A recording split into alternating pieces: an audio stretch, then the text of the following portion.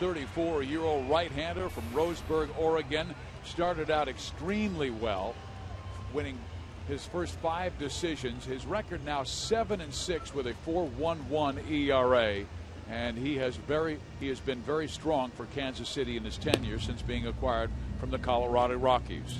Yeah, Jeremy Guthrie, he likes to eat some innings too. You can really usually count on him for at least 6, maybe 7, depending on how early he can retire batters, and hopefully they don't milk his pitch count.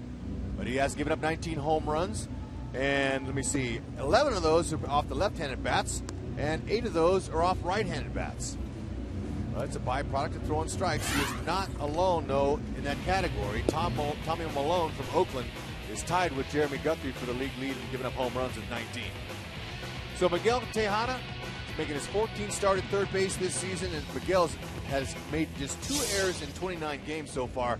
He's been solid, and he's hitting close to 300 against lefties. That's why he gets the call, and Moose gets a little chill time on the pine. That is because the left-hander Scott Kazmir will go for Cleveland tonight. The Indians have been very, very hot, and even on the road. You might remember they went through a stretch on the road where they lost 12 straight games. Since that time, they have won 9 of their last 11 away from Progressive. Meantime, Kansas City comes in 19-20 at the K. They lost their first game in July after a solid month of June, going 16 wins and 11 losses. Kansas City lost last night 6-5. They suffered 8 walks, and 3 came in that first inning. Well, here is Michael Bourne, the veteran, who has played for the Astros, the Braves, and now signing a 4-year deal with Cleveland in the offseason. 2-time All-Star.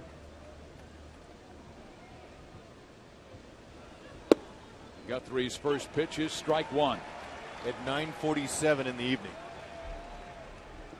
Jeremy facing his original organization. Cleveland drafted him first round 2002. Bourne is down in the count 0-2. Okay, mix him up. That's what he's doing. A little change-up action.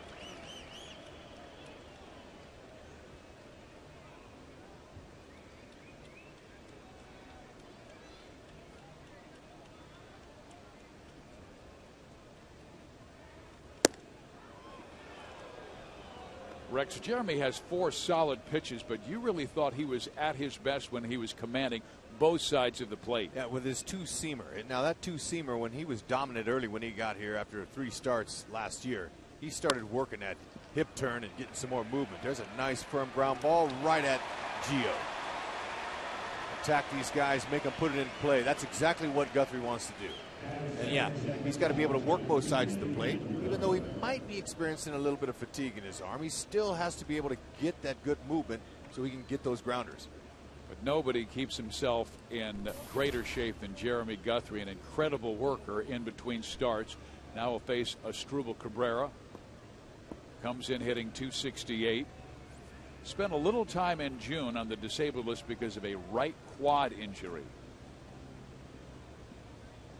This guy's a good hitter, both sides of the plate. 280 from the right side, 260 from the left. He brings Tejada in at third by showing bunt, but Miguel had played him on the edge of the grass already. Yeah, Tejada might be 39 years old, but he's got more energy, I think, than anyone on the Royals team. He's very, very active. Pops it up, shallow center, long run for Kane, but Lorenzo gets there and slides on his belly on the wet turf. He had to earn that out, that's for sure. That ball left Cabrera's bat, and it looked like it was going to drop.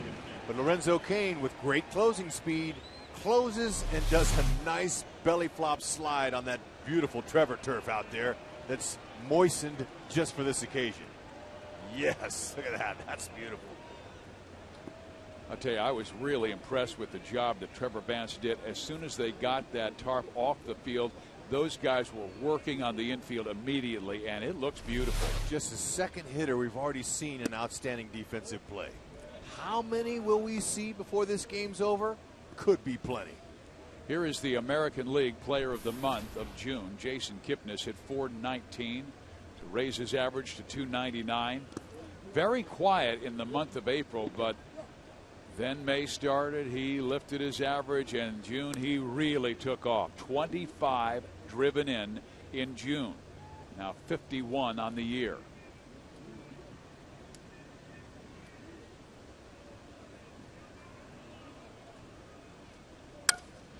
Line drive left field. That's a base hit, so he stays hot even though he breaks his bat.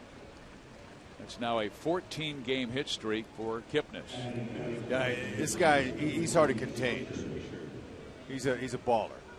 Down and dirty guy, plays hard, hustles. You know, he's a scrappy type player, but he can hit. He's got some good talent.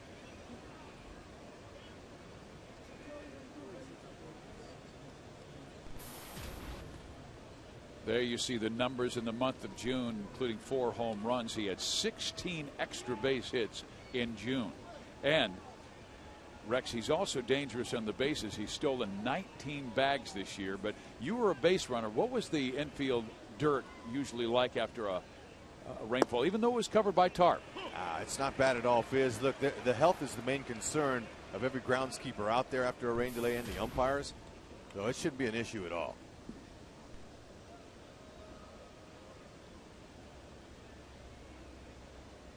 Yeah, that's 5th in the league, those 19 steals, by the way.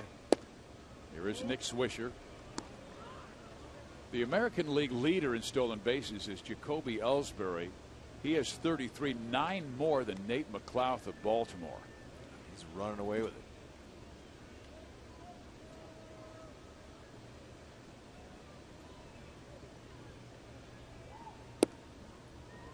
You know, Swisher, he's got a pretty large sample size of at-bats. He's 13 for 31 with 5 doubles, 1 triple, 2 homers, 5 walks, 8 strikeouts, and 9 ribbies against Guthrie in his career. Well, we saw him break out of a slump last night, going 3 for 4 in Cleveland's 6-5 win. Veteran hitter, now fouling it off. It's good, changing some speeds off of his fastball. We've also seen Guthrie change speeds with his curve. He'll drop his arm down and throw a couple of pitches sidearm. So there's a couple of times in this game that you'll see him alter his arm speed on different pitches. He doesn't usually do that till second, maybe third time around.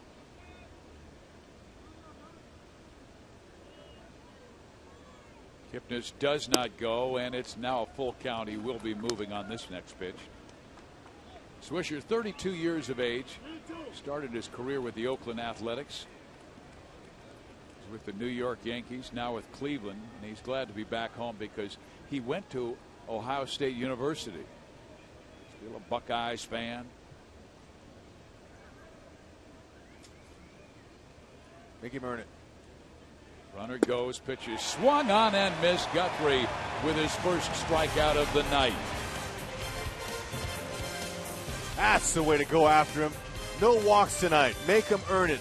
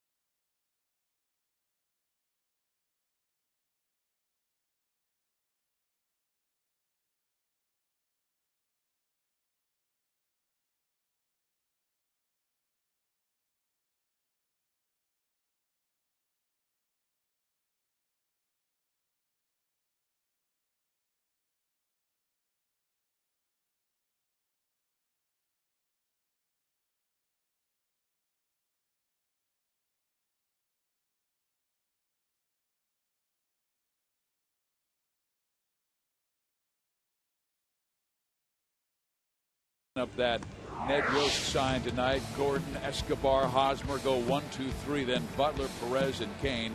Tejada hitting 7th. Giavotella 8, and David Lowe will bat 9th. On the hill will be Scott Kazmir, and he has really come back after missing a couple of years completely out of baseball. Yeah, you know what? He's grateful for his opportunity that Cleveland gave him. He knows how hard it can be to be a big leaguer, but after you sit out a year or two, it's even harder to get back. ERA, it's a little bit high. You know, he's given up some home runs, but with the interesting thing about Kazmir are the splits. Left-handed batters are hitting just 191 home run. Right-handers are hitting 306 with 12 home runs. So really the righties have been doing most of the damage against Kazmir. Royals have 6 right-handers in the lineup, but one of the lefties in there is Alex Gordon, who always hits left-handers well. 366, that's 5th best in the American League, and this is our Toyota League leaders, but look at how he has done under pressure. Oh, he's just got great skills. Now, he went through a little period like all ball players do. He had about a 2-week downfall where he went down, but he's coming back up now, and he's got no problems with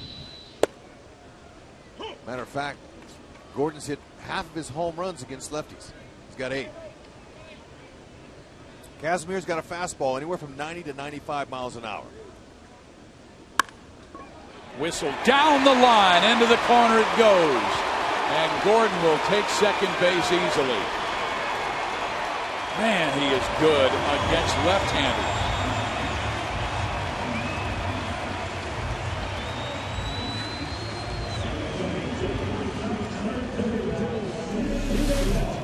#15 double on the year. That ball was down. Kazmir, he's going to try to establish the fastball early, and Gordon said, Second pitch, rifled it down that right field line. Nick Swisher getting the start at first base tonight. Mark Reynolds, who started at first last night, starting this evening at third. Now, Reynolds, being a right-hander, might have gloved that one. We've seen his quickness, but he's playing third base, and he's got really nice lateral skills. He can move left and right, Reynolds, very well. Now Escobar, and he tries to get the bunt down. Esky has 16 infield hits, but hasn't bunted as often as he did last year. Not for base hits, anyway. He does have 6 sacrifices. Yeah, and that's really what he's trying to do here. However, though, Ned might take that off and let him try to slash it in there. It's a huge hole right between the third baseman and the shortstop.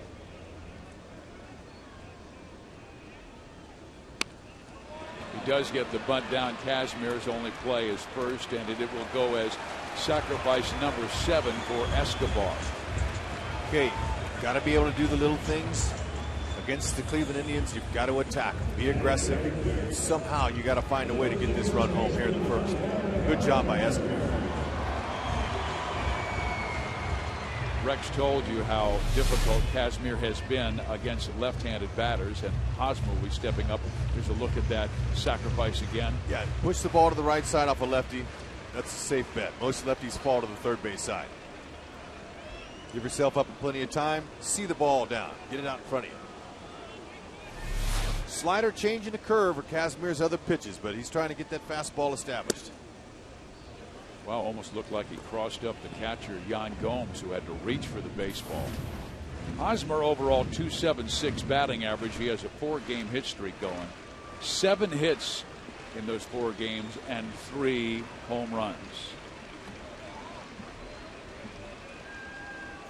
Okay, another thing to watch out for are the pass balls. Cleveland has 5. Okay, now they have 48 wild pitches, which is by far the most in the American League. So they've had some issues. And with a runner at third base, got to be heads up to come home on anything bouncing around that plate. And Rex told you how difficult Kazmir's done against lefties. 190 batting average this year, and he has fallen behind Eric Hosmer. The middle infield playing back, they're going to give up the run. Yeah, make some contact here. Do all you can to not hit it to the corners, especially the third baseman Reynolds. But thinking straight away. Kazmir is a strikeout pitcher. You just saw that wicked slider bending away, and Eric may see that again. I mean, he averages 8.7 strikeouts per 9 innings in his career. Yeah, but you can see how much that ball broke. It broke about 3 feet. Took a lot off of it. And then it is whistled to the shortstop. Wow, a line out.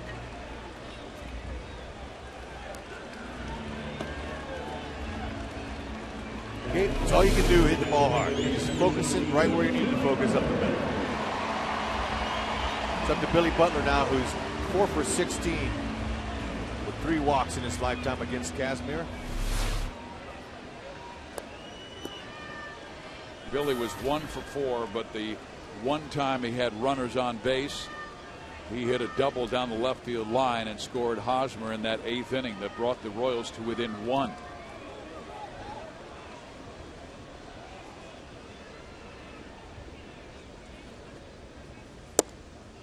Strike 1.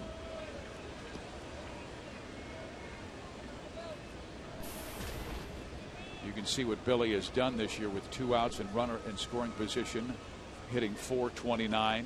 Keep it up. He's going to use his fastball early, at least first time through, to see what the Royals batters are doing against it. If he has some success, he'll continue to throw that. Once you square him up like Hosmer did that last at bat, he may go to his secondary pitches. And Billy chased the off speed. Okay, that's a good changeup. He's going to use that against righties.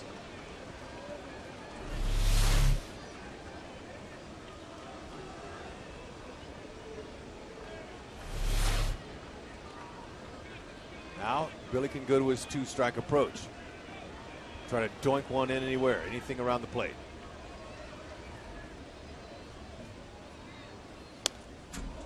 This time he came hard on his hands. The Royals at 38 and 42, 4 games under 500. They trail the Tribe by 5.5 games.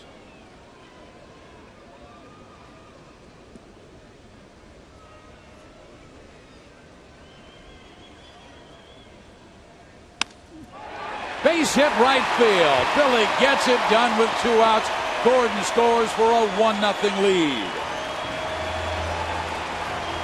He showed you that number with runners in scoring position with 2 outs. That's a very high number, and it's up there because he's been so successful. He does it. And he does, comes through again. Perfect timing.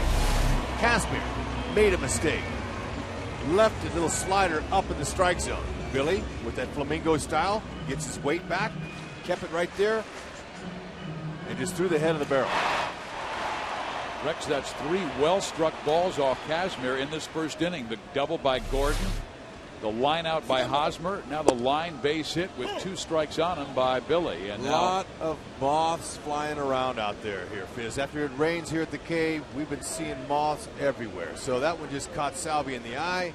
He had to back out of the batter's box because, look, you can't take a bug to the eye and try to focus on a ball coming at your head like that. Or if it comes at your head, you're in trouble. You can't see it. The time was not called. He tried, but the umpire knew that Casimir was already into his delivery, so he has to battle now, down 1 strike, and now sends it up the middle, but right to the second baseman, Kipnis, who gets the force. But Billy Butler, number 16, with a 1-2 count, slices one to right center, scoring Gordon. KC up by 1.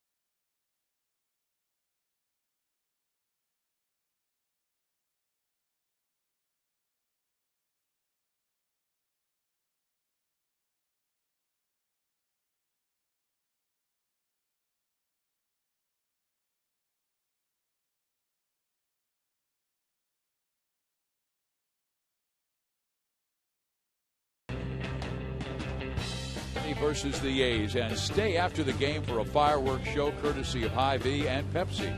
Plus, it's Buck Night. Hot dogs, peanuts, and small soft drinks are just $1. Go to Royals.com or call 1-800-6-ROYALS for tickets for summer fireworks and Buck Night. We've got a fireworks show after this one, and then we've got a fireworks show on Friday. It's going to be a great weekend. Come on out to the cave. Michael Brantley. He gets ball one. Brantley 1 for 3 with a couple of walks last night. His batting average up to .275.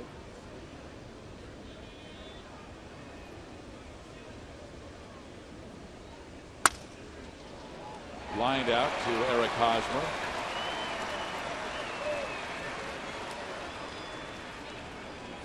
Hey, Hosmer's saying, all right, I hit one of your guys. Now, you hit anything close to me, I'm robbing you. It's the mentality a player thinks whenever he gets robbed. Now, actually, Cabrera didn't really rob Hosmer because he hit it right at him. So you're going back on your word. I'm just saying, you get me, I'll get you. Okay. Here is Carlos Santana. Okay, so I like what I'm seeing on defense. With Johnny Giavotella playing shallow right field, Hosmer looked at him. He acknowledged where he was. He pulled off the base a little more. He looked at Escobar, said, okay, look, anything slow roller, I'm going to have to go get it. Hosmer's going to have to come get that, because if he jams a shot to second base, there's no way that Giavotella can get it.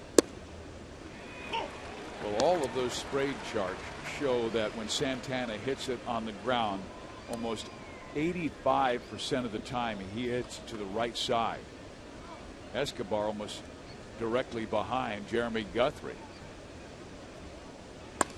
How about a little hesitation there by Guthrie as the ball is struck to Gordon? I thought there was an interesting pause in his delivery, trying to maybe throw off Santana's timing.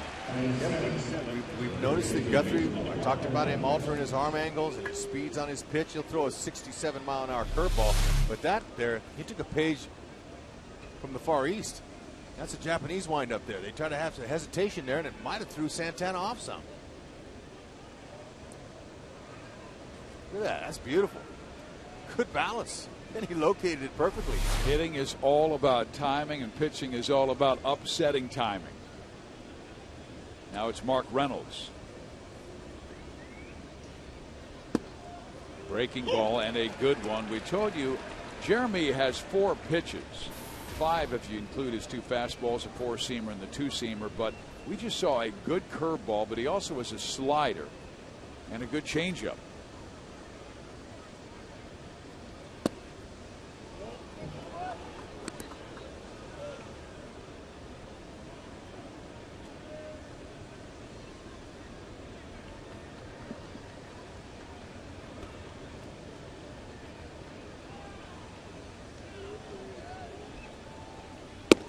One thing I talked to Dave Island about, the pitching coach for Kansas City, when Jeremy was acquired. He said, Steve, he's very intelligent. He's very coachable. He immediately went to me and he said, what can we work on? And they worked on that little pause, the rotation. Yeah, rotation in his lower hip. It's more hip and it gets a little bit more movement on that 2-seamer. And creating different angles. Dave Island, he had to work overtime last year with that starting staff. You know, it was his first year in the as a Royals pitching coach, and he's worked wonders with the guys that he had. And the pin out there, worked on a few guys, broke down their mechanics, and started over from scratch. And it's amazing how great Island's come from the first year to the second year. The lowest ERA in the American League belongs to Kansas City at 3.6. Ooh, he barely missed the outside corner at 95 miles an hour. Erwin Danley thought that was ball 3.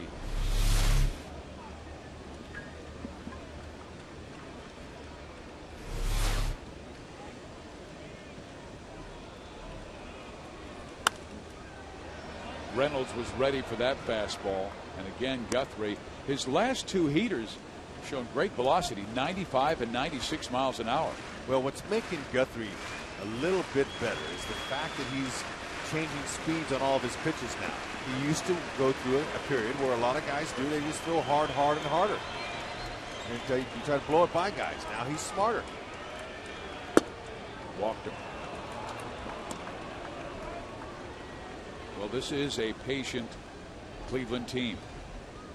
We told you yesterday, patience and power has been their theme. The Tribe has walked 92 more times than Kansas City. They've hit 44 more home runs. Consequently, they have scored 83 more runs. Here's Ryan Rayburn. 9 home runs, and that was after he had only 1 last year for Detroit. Nice change of scenery for him. He had over 200 at bats last year and only blasted 1, and he's a guy with good power. Yeah, you know, he got into a funk, and then when you don't play every day, it's hard to find your timing and your rhythm. And it's not very much fun coming to the ballpark when you get in that lineup and you get booed by your home crowd. So he had a tough time last year. This year, 141 at bats and already 9 home runs.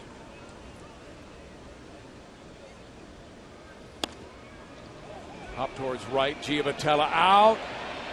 Can't make the play. Around to third goes Reynolds.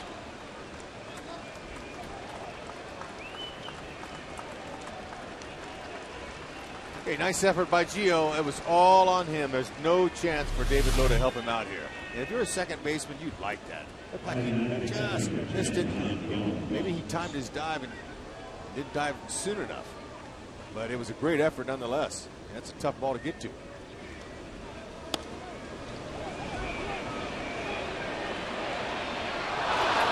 Where Guthrie really needs to bear down. Make sure Cleveland doesn't score. KC scored a run in their first inning with 2 out. Yan Gomes, very underrated hitter. He does not play every day. It is usually Santana. Gomes getting a shot every once in a while, but he's hitting .284 with 6 home runs this year. In 116 at bats, so he's getting a little bit more than once or twice a week. Well, what they'll do is they'll have him catch and have Santana DH occasionally. Once in a while, they'll put him over at first base. Many think Santana won't end up catching.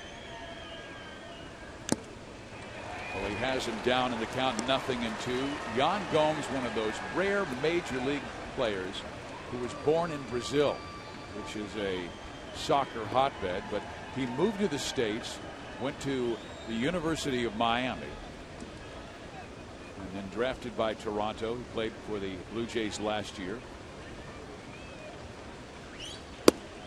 Ooh, my. That looked like strike 3. Okay, he dropped his arm angle. There it was. Looked like it was on the corner. Could have given it to him, but he didn't. That's Kerwin Danley. And Ned Yost saying that's a strike. Kerwin Danley in his 17th year as a big league manager. Or excuse me, umpire.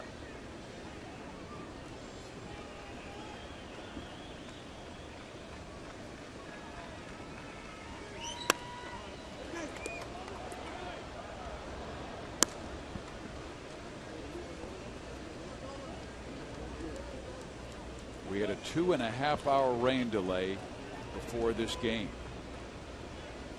Started at 9:45.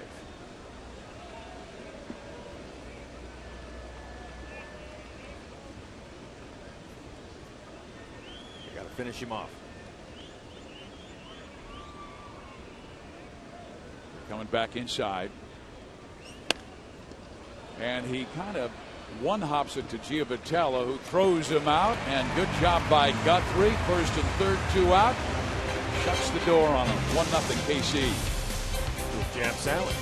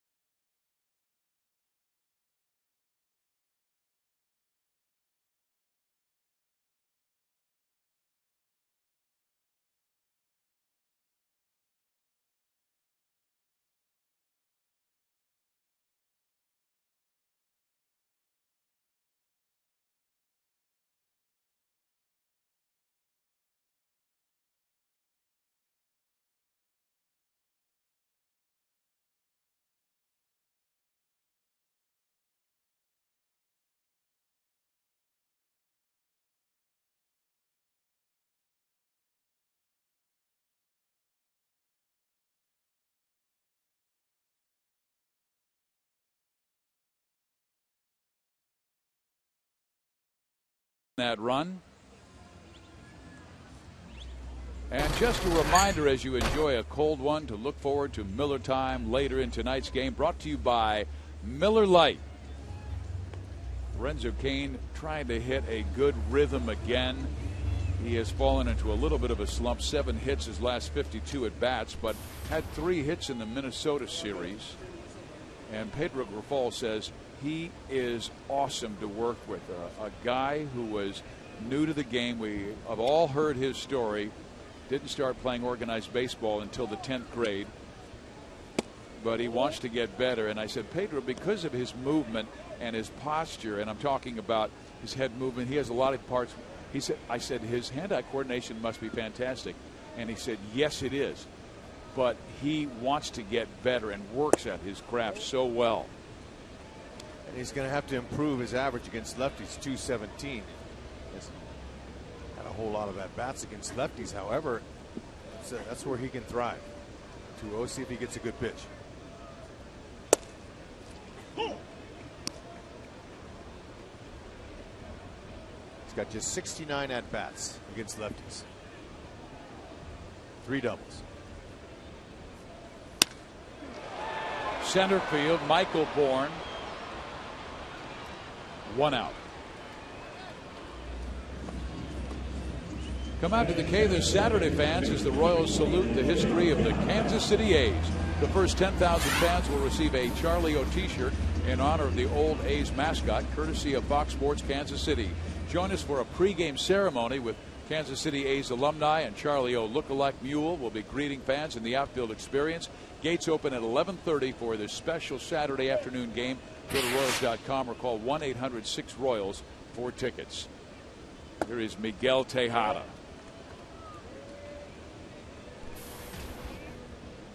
George Brett told me, he said, I want you to watch Miguel Tejada's batting practice today. It is the most disciplined.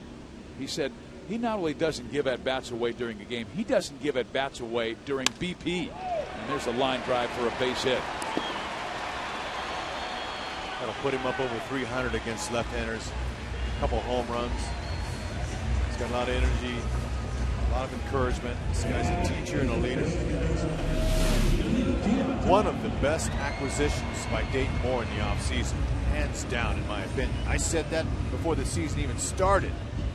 Just knowing this guy, his pedigree, he's a former MVP. 162 games for 7 years in a row. Never missed a game at shortstop. He loves to play.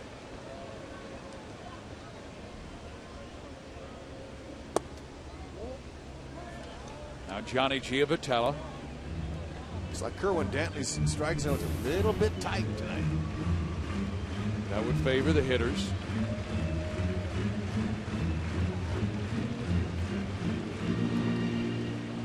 For Cleveland, the more patient of the two teams. Gio with a drive to left. Michael Brantley back and makes the catch. Tejada back to first base. Kansas City, though, has been squaring up Kazmir early.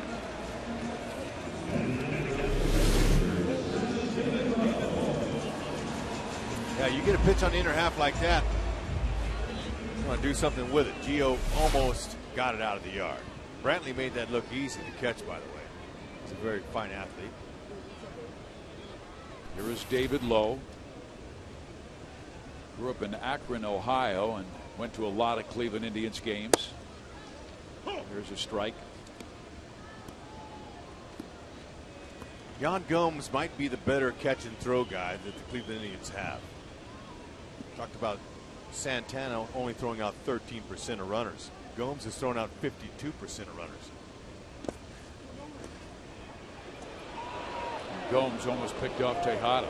Yeah, he's a little more active. He likes to throw around to the bases. And really, they're pretty pleased with what Yan Gomes is doing. That's why they're talking about possibly moving Santana next year, maybe to first base full time or full-time DH. But you can see how athletic he is. Almost got Miggy. How about the catchers they had at Miami?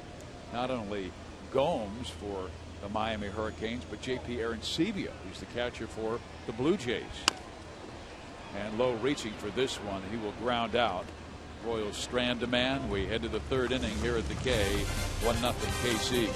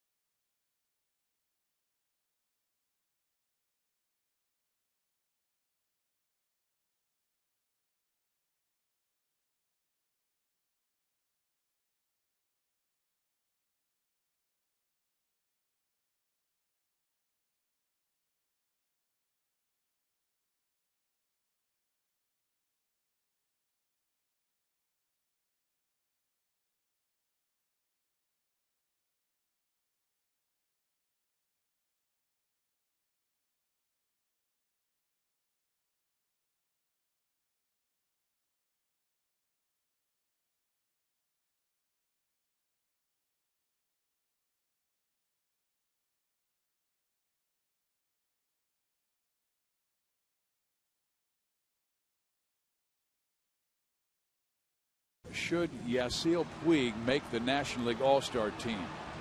27 games, hitting .443, 8 home runs, but really only 1 month. Text 432-432 and enter A or B. Very interesting subject tonight for you folks. I say no. What do you think? 27 games. Is he worthy of being an All-Star in his first rookie season? Rex, what if a guy who's played 3 months and having a great year, and somebody's not going to make it? I mean, there'll be several players who aren't going to make it already. Yeah, like Matt Carpenter, Michael Kadire. Yep, having some big years. Kadire's hitting .339. What if Dominic Brown of the Phillies doesn't make it? He's got 21 home runs. I just say it should be the first half of the season. Obviously, the fans will be making some of those selections, and Puig is a superstar in the making. That doesn't mean he deserves to go to the All-Star game after 1 month. There's a fastball that runs inside. Did you hear Jonathan Papelbon? I did. And your thoughts? He was totally against Puig being on the All-Star team. He thought it was a joke. Papelbon, a 5-time All-Star. But here's the thing. It's not Puig's fault. And look at Guthrie.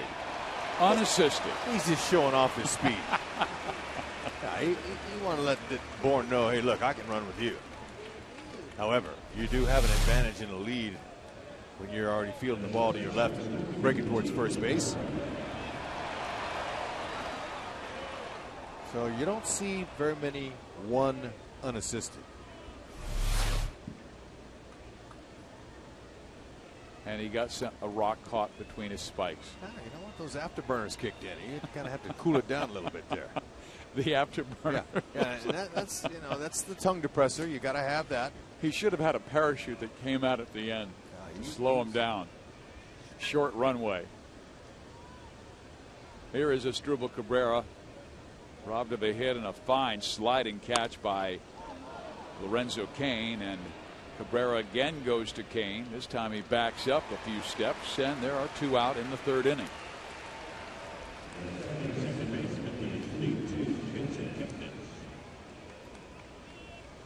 Yep, it's definitely a moth convention tonight out there on the field. Moths are flying all over the place.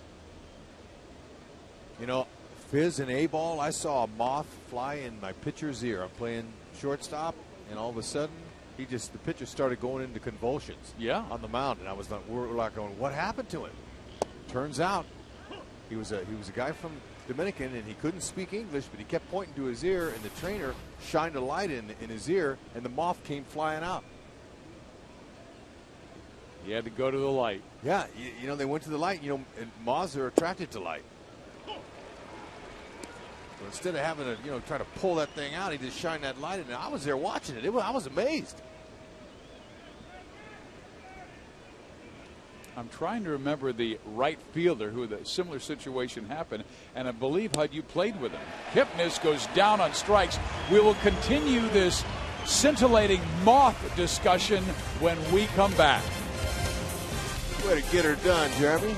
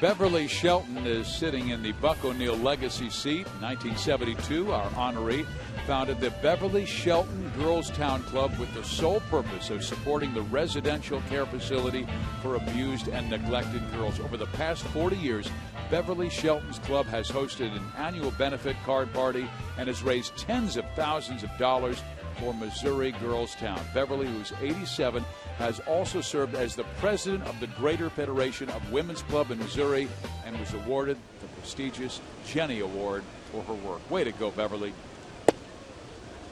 Here at the K, Alex Gordon will come up for the second time. He has scored the only run of the game, doubled down the right field line, took third on Escobar's sacrifice, and scored on Billy Butler's two-out single.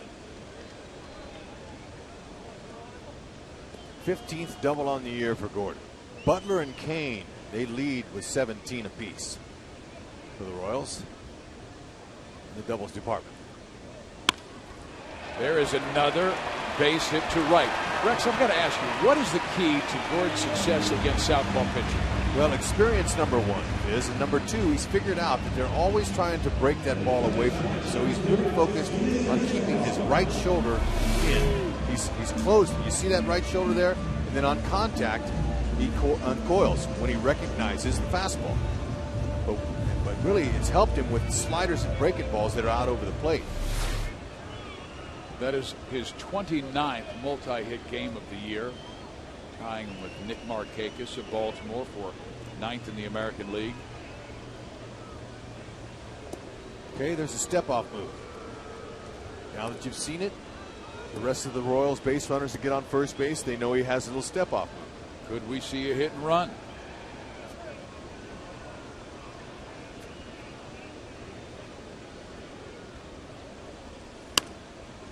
Typically, with nobody out, manager doesn't want to try a hit and run.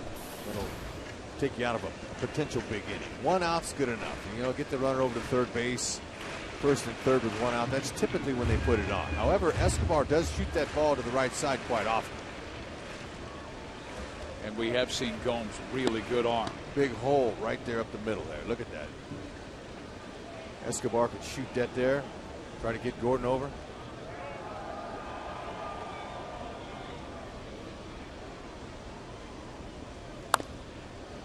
Down in the count, 0-2. Alex 4 for 5 in steals this year.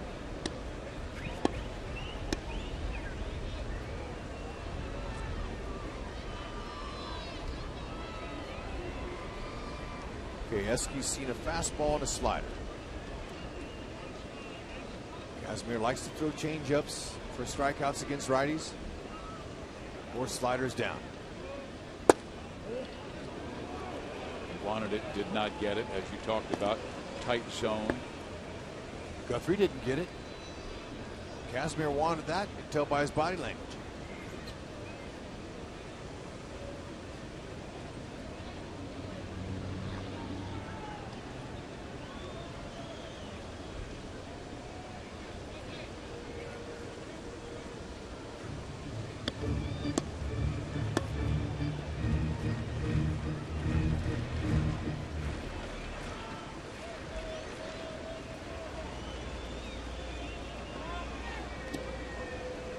Gordon again draws the throw. As we told you, Alex with that double.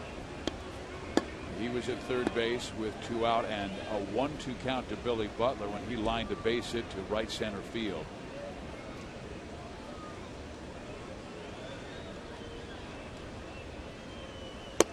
And Scott is coming off his best start of the year. He almost threw a no-hitter against the Baltimore Orioles. It's broken up by Manny Machado in the 7th inning.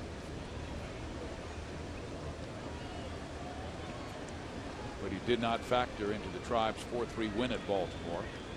Gave up 1 hit, 1 run in 7 innings. Down the right field side, and Swisher won't make the play, and Escobar with a chance. We saw the same play in the same area by Freddie Freeman of the Atlanta Braves. Almost identical. And it was a spectacular play, and I said at the time, boy, that's going to be on every highlight reel in the world. And sure enough, it was. And Swisher almost duplicated it. Very difficult for a first baseman to turn his back and not look at the ball and run, try to make that play.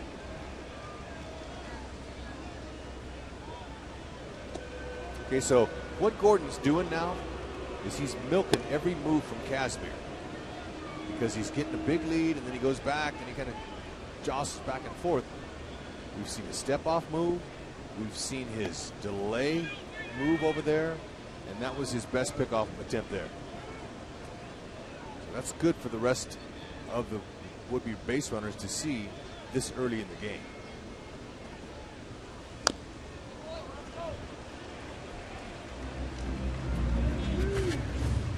Yeah, you know what? We got to show this again to the fans. Look at this.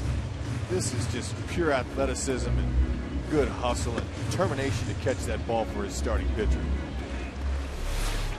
There we go, guys. We're going to pull that up. Now, the difference between Swisher's play and Freeman's was Freeman was back, not holding a runner on.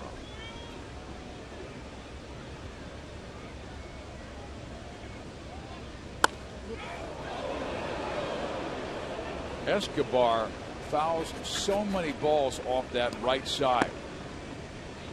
He's got a good AB going here. Next pitch will be the 8th. Kazmir had him down 0-2.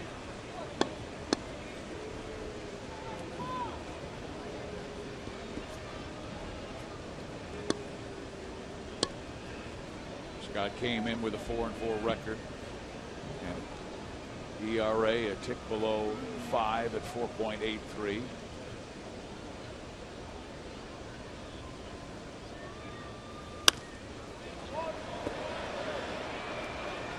And the more you foul off, the more confidence you gain as a hitter. Pitchers will tell you they don't want to show it body language wise, but it's frustrating. I can see Kazmir kind of shaking his head going, man, you know what? I'm throwing him everything I have. And he's on it. He's just fouling him off. Gordon led off with a base hit to right. The 9th pitch in this duel between Kazmir and Escobar coming, and we will see 10.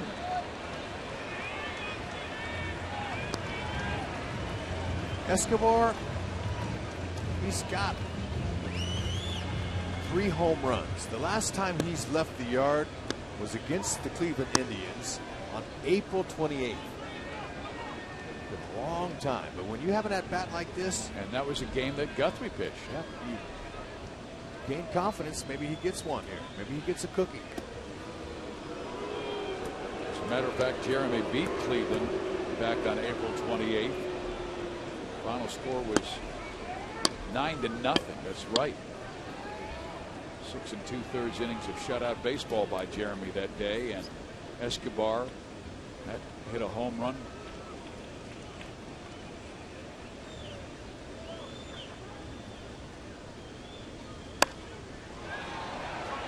Playable for the right fielder. Ryan Rayburn will take care of Alcides Escobar on the 10th pitch.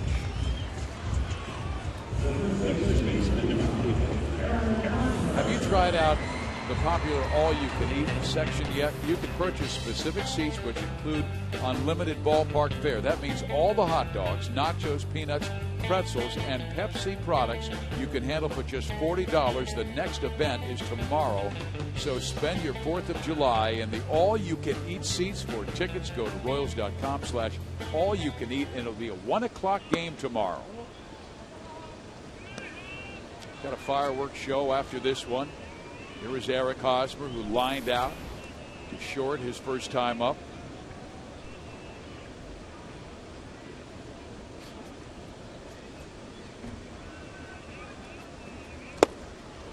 Waves at that slider. Now, when George Brett took over, Haas was hitting everything to the left side. It almost seemed like he was cutting off his swing a little bit, but Pedro Grifol got him to do some drills, and all of a sudden he was pulling the ball again. They had him load a little quicker. His swing is quicker. And you know, he's been able to keep his front shoulder in on lefties too.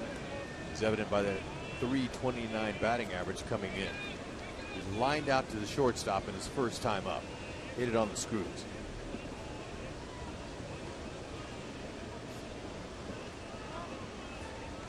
When you're a player and you see a statistic like that you're breaking lefties, you say, good. That's the confidence you bring into the game.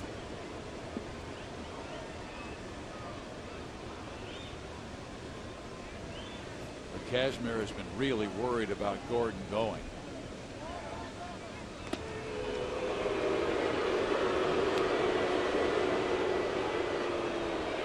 He has thrown 43 pitches tonight in 2 1/3 innings. 10 to Escobar.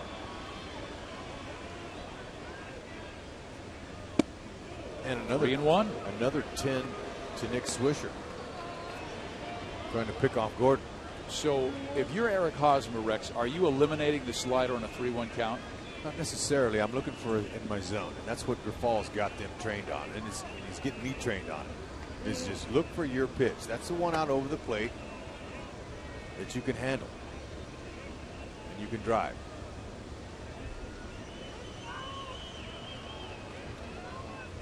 Gordon goes, a swing and a miss, and Alex will be out.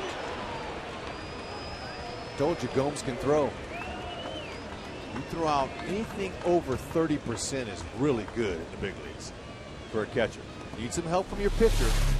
But Gomes this year has thrown out 52% of runners. Look at that. He comes up with it just like Salvi. Good over the top. Got him by plenty.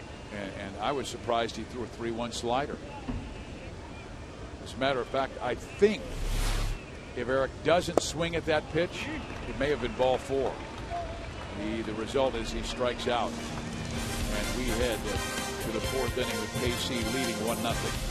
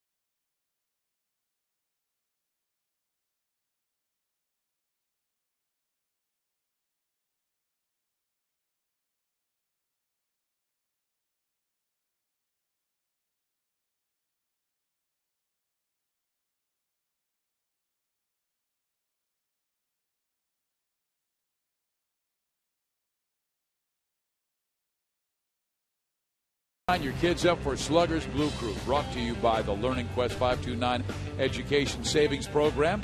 Members receive a gray batting practice jersey, Royals hat, blue wristbands, ticket vouchers, priority access for the Sunday fun run, and much more. Membership is just $25. Be a part of the fun all year long by joining at royals.com/Blue Crew. How about that? They got that. Those KC decals going on their cheeks. And here we go to the fourth inning. Nick Swisher, Michael Brantley, Carlos Santana. Jeremy has allowed 2 hits, both singles, one by Kipnis, one by Rayburn. And now the bug's bothering Nick.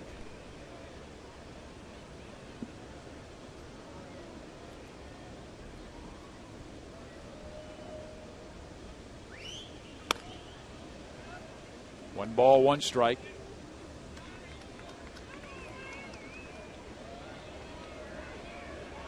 Swisher was one of the many ads that Cleveland made in the offseason. They let go of Travis Hafner, Carmona, Shin-Soo Choo. They traded to Cincinnati.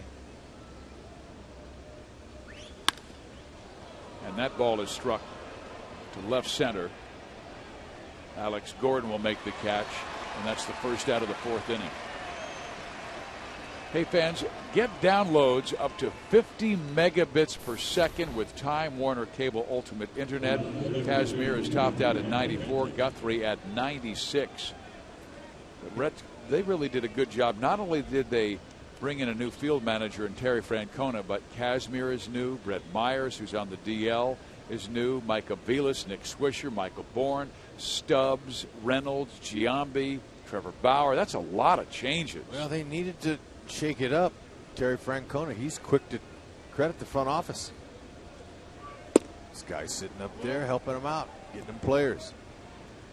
And this was a team that was in first place much of the first half last year, but had a disastrous second half. 5 wins, 24 losses in August alone, the worst month in the history of the franchise. So they really felt like they needed to make some changes. Yeah, Mark Shapiro, the president, Chris Antonetti, executive vice president and general manager, have really helped him out, getting some players, and they know that they have a world championship manager in Francona that can hopefully put it together for him. And Francona loves him. As a matter of fact, he's very tight with the front office. He has a clause, Rex, in his contract that he can leave if certain men in the front office are fired. There's a little history with the Cleveland organization, a special assistant back in 2001. And his dad played for him.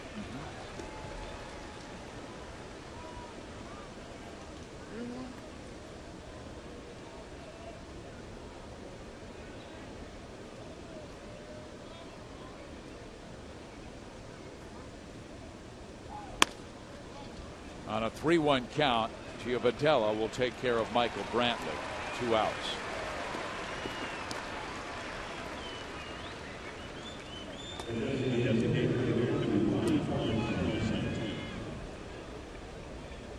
The Royals know you have to draft really good players like Eric Hosmer. You just saw one of the most talented high school players a few seasons back. And yesterday was the first day of international signings, and Kansas City signed the 4th rated prospect in the world outside of America, because it was international signings, but the best player in all of Europe, a guy by the name of Martin Gasparini from Italy, 16 years old. Heard he can fly. Yeah, that's Dayton Moore was telling me that his mom is from Jamaica and she was a track athlete, and he has sensational speed. But they saw him on some international circuits. And apparently our scout Nick Lito, Dayton said, did a great job really marking him, watching him. And the Royals have now signed him, 4th rated international prospect. You always talk about it. Those are the nuts and bolts of an organization. And even more important for a small market team. Yeah, young talent, let them grow.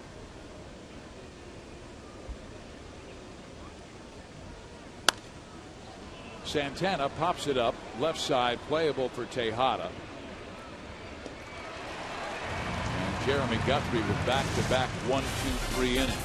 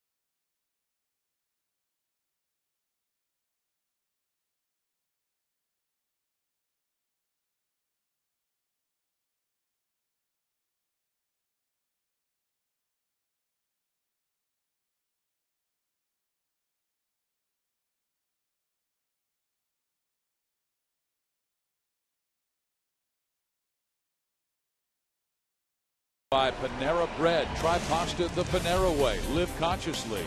And by Ford, see the new F-150 at your Midwest Ford dealer today.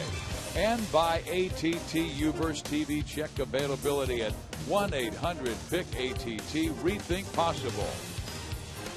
Here at the K, after a 2.5-hour rain delay, we have baseball. We're in the 4th inning, and Kansas City has a 1-0 lead because of the man at the plate. Clutch 2-out base hit in the first. Billy Butler knocked in Alex Gordon. Keep that hit streak alive. He went from 8 to 9 with that nice line drive.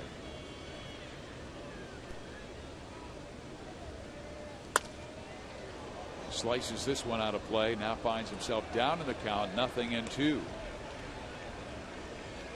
And Billy was talking in the pregame with Joel Goldberg about the fact that he faced Scott Kazmir when they were teenagers. Of course, Scott in Texas and Billy on an all-star team from Florida. So they've known each other for a long time, and Kazmir, of course, was the high school player in the nation back in 2002, coming out of Cypress Falls High School in Houston. He's trying to get Billy inside there. Last 2 pitches. Setting him up for a changeup here.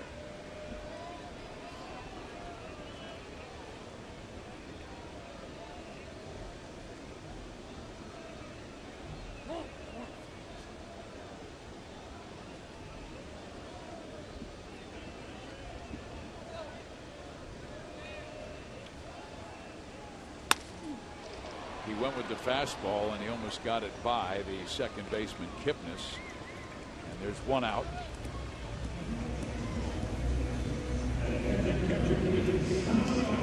Here is our ATT Uverse Rewind, and it's all about Salvador Perez and Scott Kazmir. That's the only hit he's gotten off of Kazmir. That ball was up and away. You could tell Salvi, he had the distance on it. He knew it on contact, and he sliced the right field pole. Breaking ball for strike 1. Only 3 at bats that Sal has had against Scott Kazmir. 3rd time he's faced him was in that first inning. He sends one up the middle. Nice backhand play by Kipnis, and quickly 2 outs for Kansas City.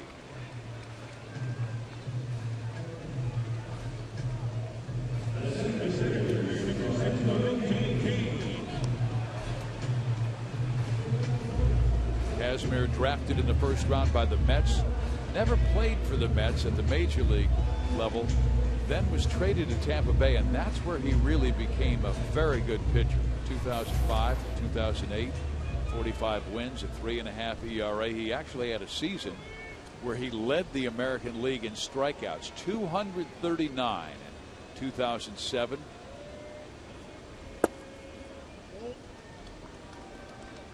Renzo Cain, the batter, flied out to center field his first time up.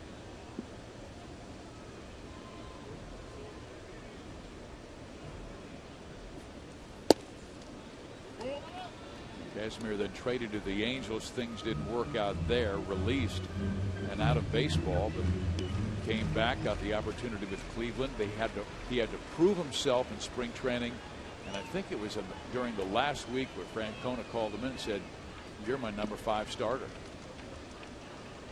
Yeah, and then it's taken him several starts to get comfortable with his mechanics. There's the changeup on a 2-0 count. Pitching backwards, he threw a 3-1 slider to Hosmer.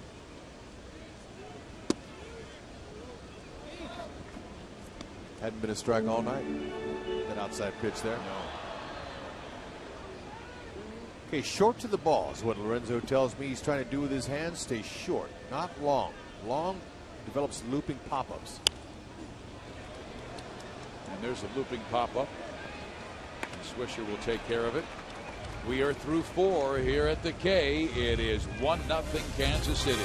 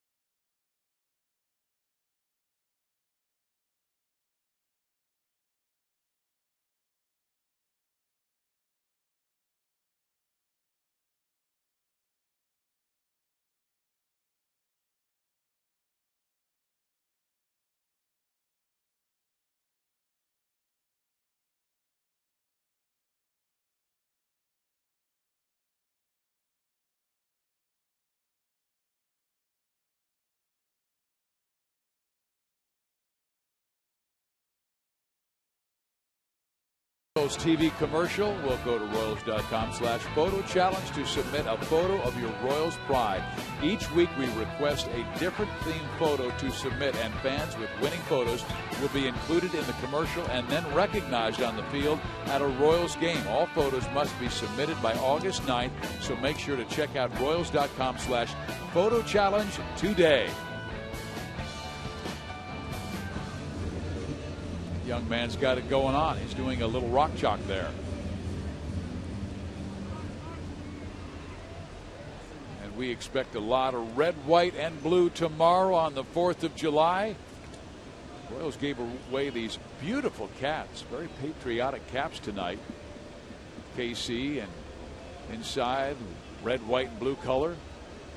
There's Mark Reynolds, and he goes after first pitch breaking ball at 75. He has one slower. We've seen it. What was it, 68 miles an hour? That's right, 67.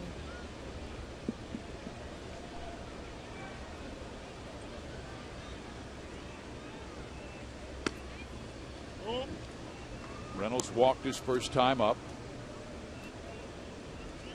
He faced Guthrie twice, 0 for 2. Guthrie has retired 7 straight.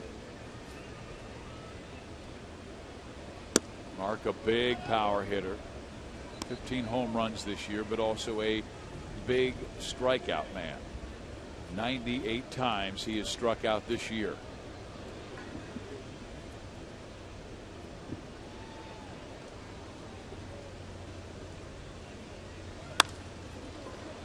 Right side for David Lowe.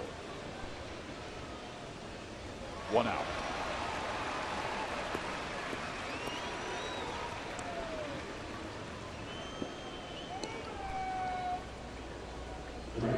Guthrie really mixing and matching and hitting his spots in this game.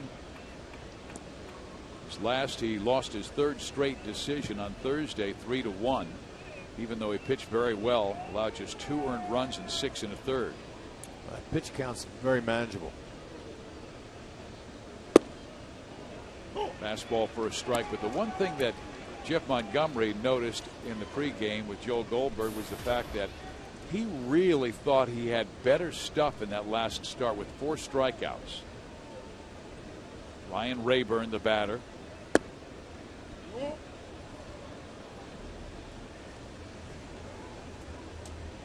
Monty really thought on his slider he was getting a little too far over the side, and looks like he's back over the top more this evening.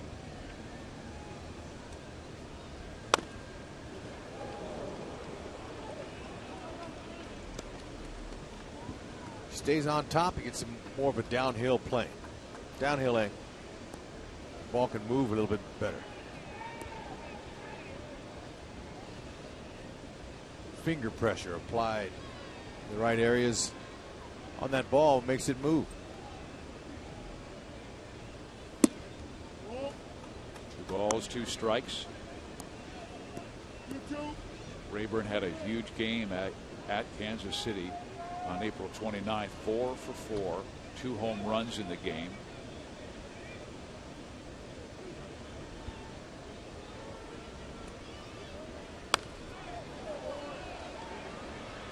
Guthrie tried one of them slow breakers to Rayburn. Rayburn almost got it.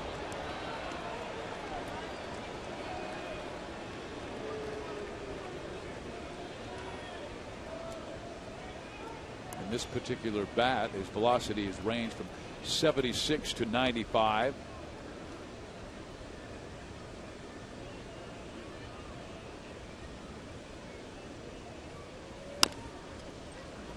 Tejada. 2 outs.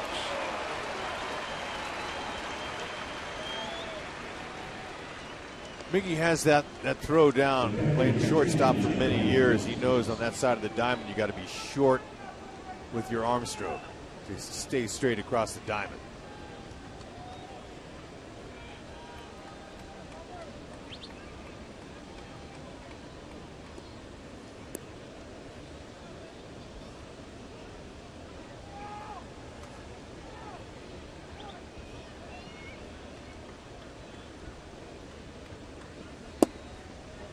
Drop that breaker in there on the outside corner right at the knees. He's been very consistent with that pitch tonight.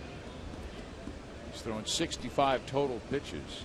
40 have made the zone. Only 25 have missed. He has 1 walk, 2 strikeouts. And he has Gomes down 0-2.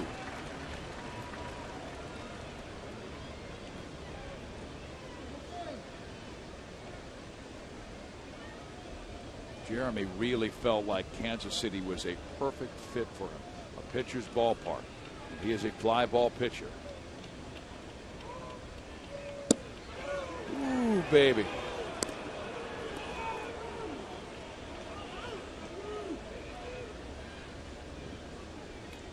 And Guthrie 9-4 at the K since joining the Royals last year in July.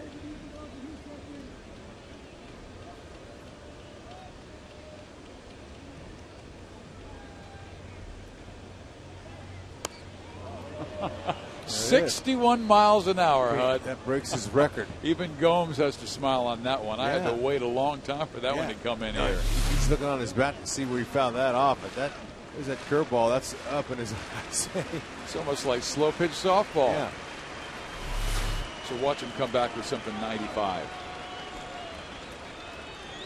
Look at the. You know, I don't know how he keeps him chasing that pitch. That's perfectly located. That's exactly where he wants to put that ball.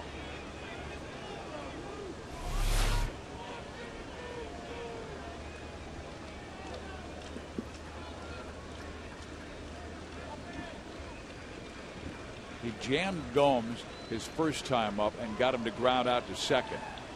He's staying away from him this time, and Guthrie will take care of it himself.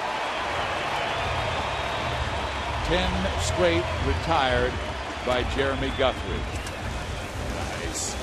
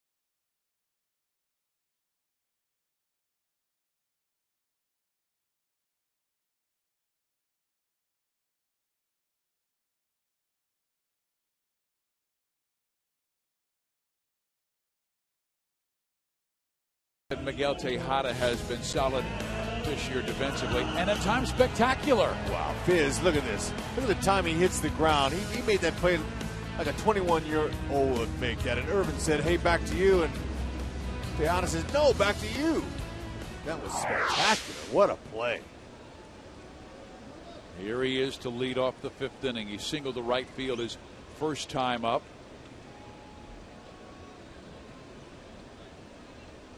Came in hitting .400 against Kazmir in his career. 1 home run. He talks to himself, but I haven't seen him twitch up at the plate like he's doing now. He's trying to make sure his front side stays in.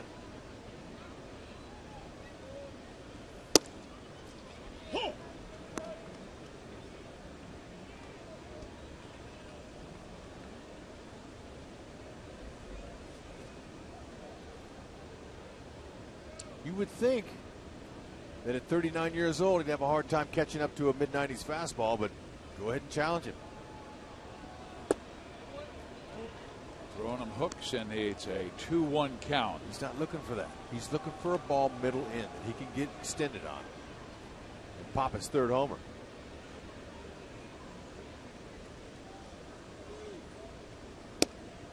Change up, not working. I remember when he was a member of the Oakland A's, and he was having a conversation with himself at home plate, and he was both asking the questions and answering the questions in one plate appearance. And I remember reading his lips, and he was saying, why don't you stay in? Why don't you stay in? Yeah. I don't know. I don't know. Yeah, some guys talk to themselves out loud, and some don't. You can't see their lips moving, but you're talking to yourself. And then he zips a fastball at 91 by him, and Kazmir gets strikeout number 2. Let's go to Joel Goldberg. Well, Fizz, we see Johnny Giavotella coming up, and of course the other day we heard Gio in the post-game interview in Minnesota refer to himself and David Lowe as the Bash brothers, at least when they were in the minor leagues, because they were always batting one after another. In the minor leagues it was 1st and 2nd or 2nd and 3rd, and they may not have the same physical stature of Mark McGwire and Jose Canseco, but these guys are workout freaks, and they are built, being shorter guys, they are absolutely built. I know Hud was commenting on that today down in the clubhouse too, and so I asked Gio, I said, all right, come on, what's the body fat? And he said, 4.1%. So yeah, that's pretty good. I said, what about Lowe? He said, yeah, he's at 3.6%. He said that David Lowe is a freak when it comes to working out. And actually, David Lowe looks like he might be getting attacked by moths right now in the on-deck circle. But see, he can be strong, but he can't fend those off. But he said that he is in that weight room every single day. And then he said, that guy, he's got signature abs. He's got Men's Health abs. So we got some physical fitness guys down there. And, of course, you got Alex Gordon, too. Don't forget about him. I said, Alex, can you contend with that? And he said, I got a 4.6, but, you know, I'm 220 pounds and 29 years old. Which is more impressive. The older you get, that it's hard to keep that body fat down. But that's, you know, these guys, this is their living. You would hope that every one of your players would report to camp like this with that type of dedication, because after all, it is a very short time in your life. You get a chance to play ball for money. Why not report in the best shape and give yourself the best chance? And Joel, you do know that Rex at one time had a 175. But that was his GPA. Wow. Wow. No, look, 7.1 I think was the best I could do. But you know, that's a lot of work. But also, what that is a byproduct of what you put in your body. So the food you eat, you know, you got to really concentrate. If you want to get your body fat down, you got to really have a strict diet. And David Lowe is really strict about that too. Gio's gonna get a little bit of help there on the air. How about that? That's why you run the ball out. You know, the one thing, guys, that fans are going to love both about Gio and Lowe is they play the game the same way. They are going to run every ball out hard. They are going to be gritty, just like we saw the other day on Sunday in Minnesota. You're going to see that effort every time. That's important. And that is only the 7th error this year on Jason Kipnis. David Lowe, meantime, getting a rare start against a left-handed pitcher. He grounded out to second his first time up. Doesn't want that here, or Kipnis would turn it into a double play. Lowe is bunting and gets it past the pitcher. They go to second and get the force. Oh, man, he bunted that ball. Perfect spot, too. I think Swisher made a fantastic play. He did. However, if there was not a runner on, that would have been an easy knock. But it was a good try by Lowe. Got to it so quickly. He took charge on it. And what's hard is making that throw on the run.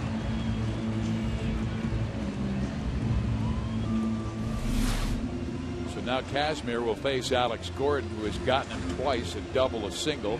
Casey's only run was scored by Alex. That was in the first when he doubled with 2 out. Butler singled him home.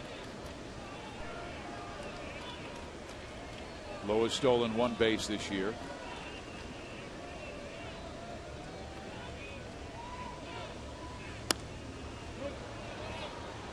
There are times Kazmir will go with the high leg kick, but there are also times, Rex, where he'll go with the slide step. Yep, he has a slide step, and that's designed to get the ball home quicker. Sometimes, if you're not really concentrating on your slide step, you can leave the ball elevated, because your arm tends to drag behind when your lower half gets out front, and that's what hitters love. A pitch that's elevated. Kazmir has thrown 71 tonight.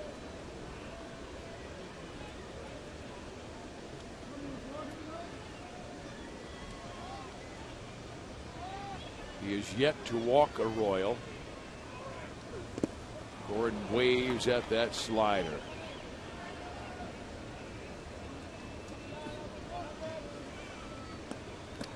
Alex, one of the very best this year with 2 outs.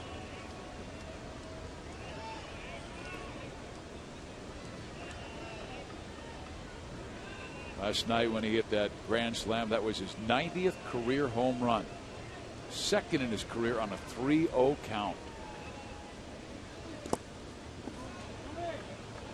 And did you know the first one on the 3-0 count came in 2007 here at Kauffman Stadium against Cleveland, against Cliff Lee. Pretty good left-hander. That's right.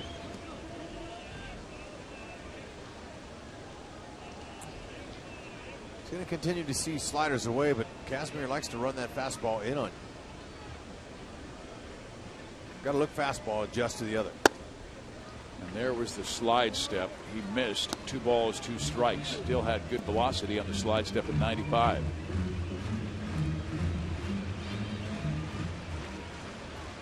Alex has that batting average up over 290 again at 292.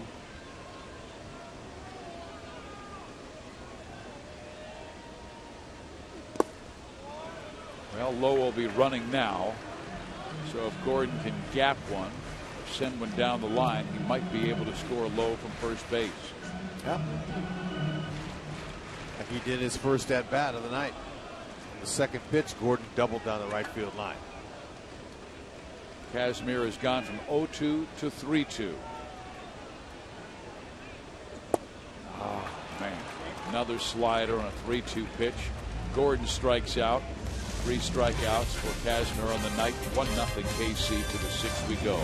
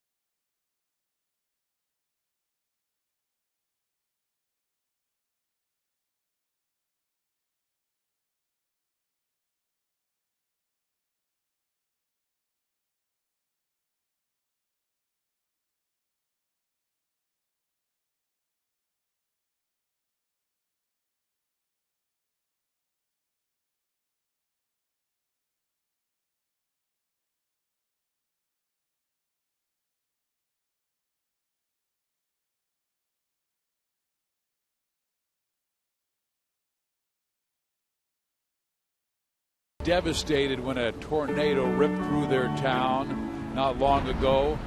But the folks of Moore have used baseball and softball to help heal their community. And tomorrow, Joe Goldberg and Jeff Montgomery will talk to citizens of that community. Zach Tupin from Moore, Oklahoma will be here. And to make donations, you can visit theredcross.org. We'll talk about that tomorrow on our pregame as we have our Hy-Vee Royal pregame show with Joel and Monty tomorrow before our July 4th celebration. And there is a leadoff base hit by Michael Bourne. The speed is on. That snaps that 10 batter streak that Guthrie had. And Michael Bourne, who has stolen 11 bases this year, we told you 3 times he led the National League in stolen bases, including a career high 61 back in 2009 with Houston. Cabrera, a switch hitter batting from the left side.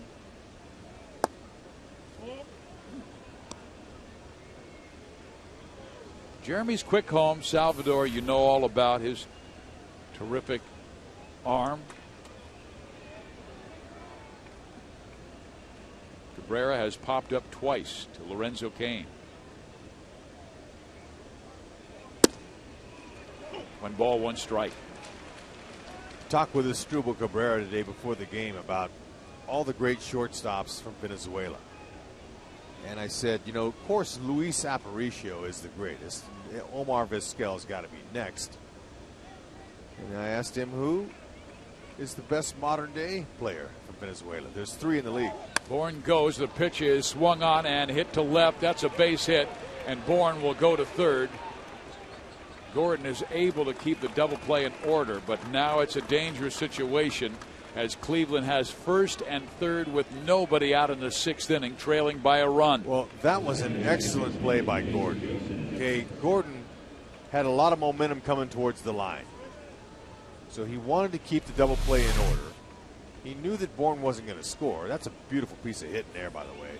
The ball was down. He just said, all right, I'm going to do exactly that. Just hit it where it's pitched. He throws off balance. And now the player of the month in June, Jason Kipnis, and he takes it low and inside, ball one. Anyway, Cabrera said that Elvis Andrus from the Rangers and Alcides Escobar, the other two shortstops from Venezuela, and he said that they are all top shelf. And I talked with Eddie Rodriguez, infield instructor, before the game, and he said that maybe Elvis Andrus might be the best all around with his offense, his defense, his running ability. He said Cabrera has the most power of them, but Alcides Escobar might have the highest ceiling as far as the shortstop. Well, Cleveland had one of the best I've ever seen, and as a matter of fact, if you combine the two at the Keystone, it's the best Keystone combination I've ever seen. Omar Vizquel and Roberto Alomar. Back in the 90s, they were sensational. Kipnis fouls it back, and Guthrie gets back in the count at 2-1. Yeah, he's fortunate. Kipnis was taking just a nice little swing to left field there. He wasn't trying to do more damage. And he's a good power hitting second baseman. He is short and quick to that ball. Yeah, he was trying to flick that ball to Gordon out and left.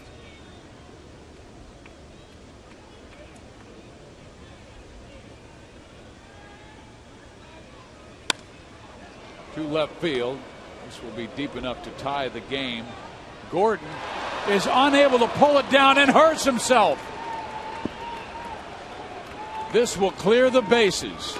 An inside the park home run by Jason Kipnis has given Cleveland a 3-1 lead, and Gordon is hurt. Wow, that ball, it carried a lot further than Gordon was anticipating. Off the bat, it looked like it was going to be a fly ball that's caught running back. It shouldn't have been a problem, but it kept carrying and carrying. And Alex turned his body a certain way, and when he missed it, he landed on his hip.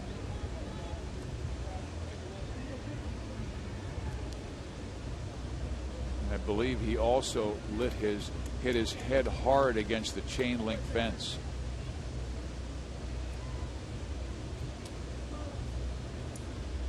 Had athletic trainer Nick Kennedy right there.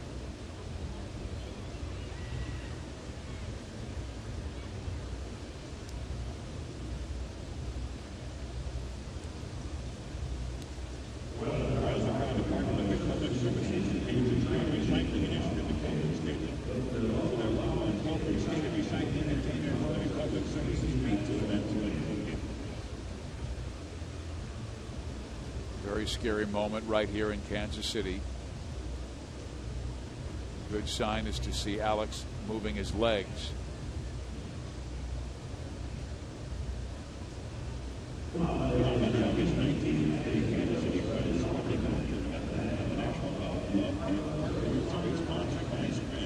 Now Nick helping him up.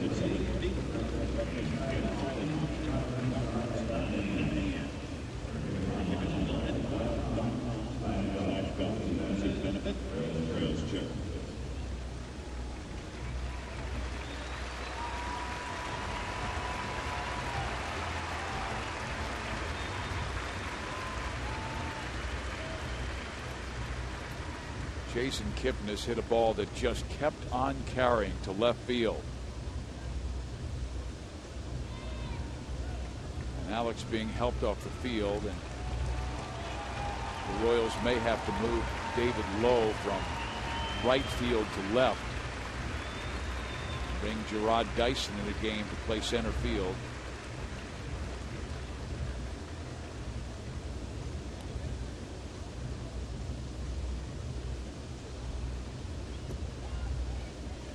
We've seen Alex lay his body all over the place.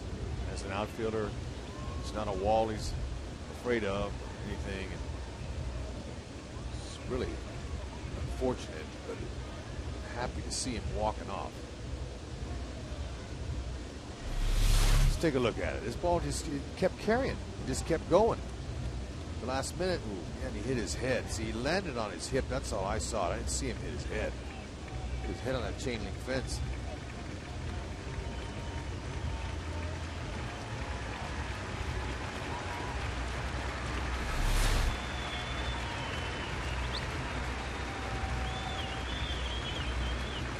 So Nick Kennedy and Kyle Turner helping Alex off the field.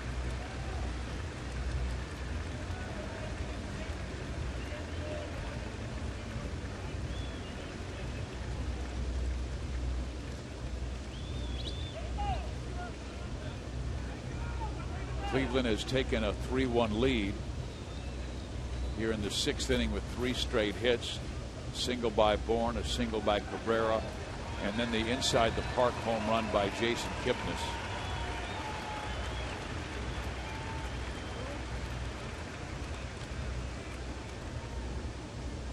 And Ned Yost just turned to the home plate umpire Kerwin Danley, and also he had also talked with the crew chief Gary Cedarstrom that Dyson will be taking over for Gordon. He will go to center field, Kane going to right, and David Lowe going to left. And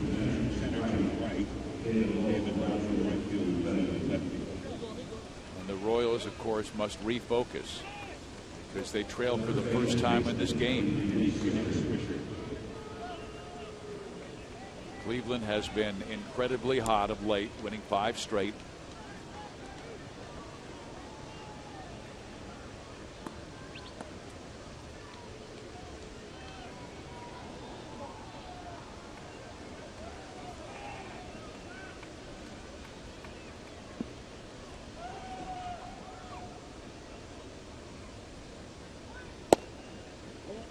Ball 1 now to Nick Swisher, where you could hear a pin drop on cotton in this ballpark.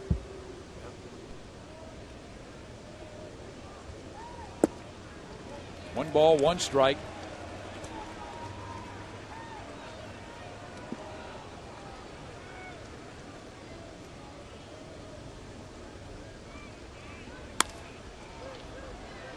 David Lowe will make the catch, and there's the first out of the 6th inning.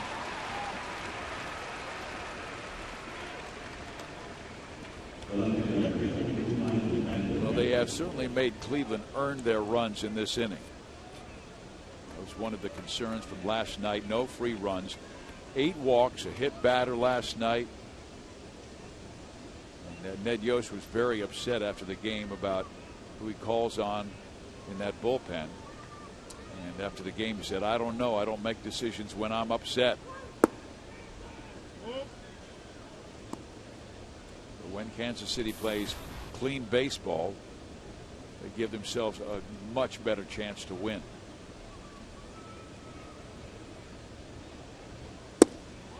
Brantley gets a strike.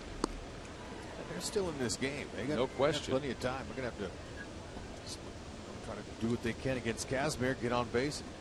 That's what I said. They've made Cleveland swing the bats because of Guthrie's very good control. But what looked like might wind up a sacrifice fly resulted in an inside the park home run.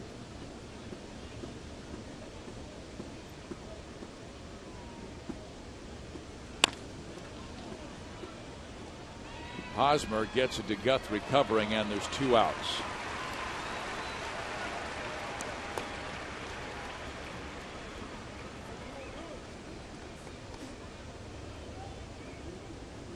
But there's always a little bit of a stun when you see one of your star players and one of your great teammates like Alex Gordon go down so severely.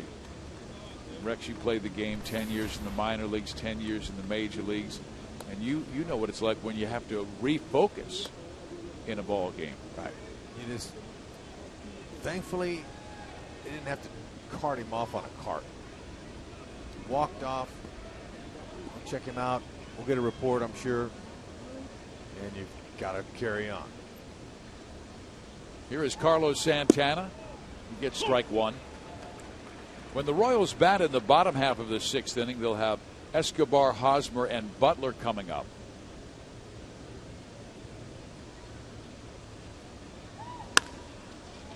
Down the line, nice play by Hosmer to Guthrie after the inside the park home run.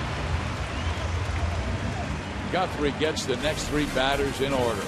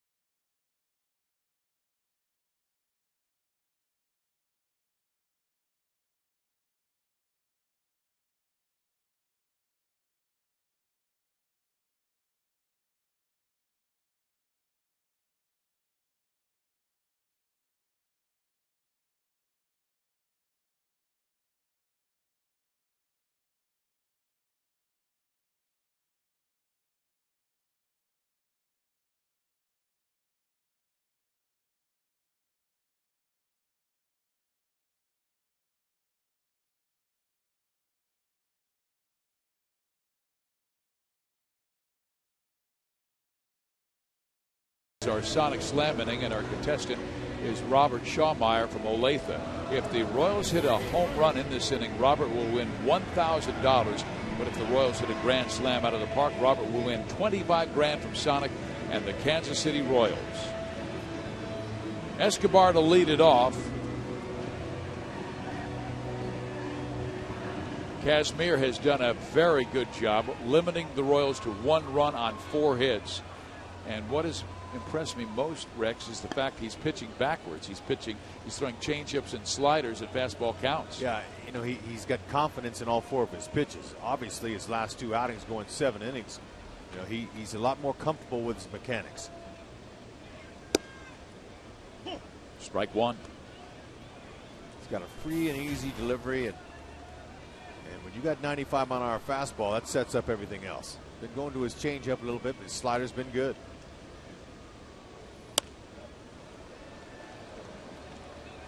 Escobar down in the count, 0-2. He was down in the count last at bat, and then forced another 8 pitches from Kazmir before he finally flied out to right field. Royals really need his offense in the 2 spot. Batting average has dropped to 248.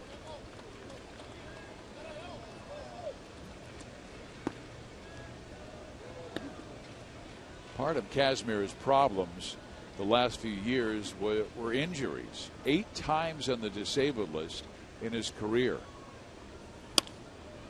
That is whistled off the glove. Cabrera has no chance. It will be an infield hit for Alcides Escobar, and number 17 this year on the infield, and a good start for KC in this 6th. Yeah, Escobar thought he had a clean single here, and then I talked about Reynolds' really good lateral movement.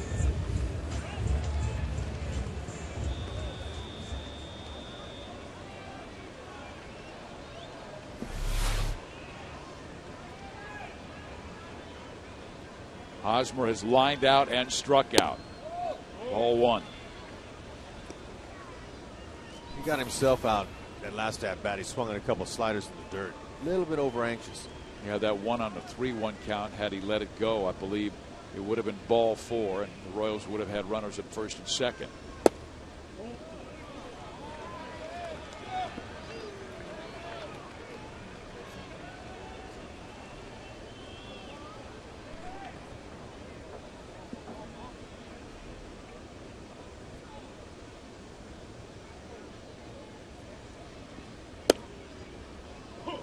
2-1.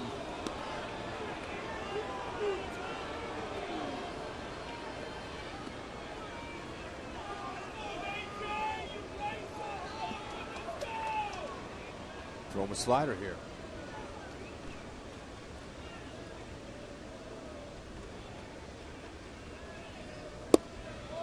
Nope, he stayed with the fastball. Hosmer was thinking maybe breaking ball.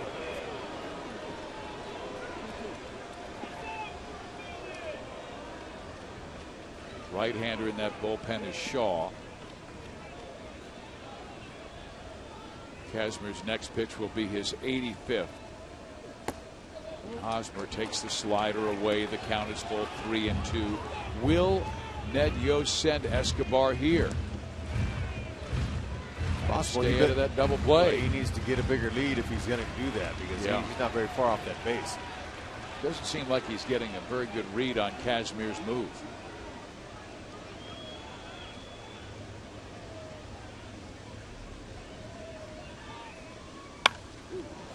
Foul off.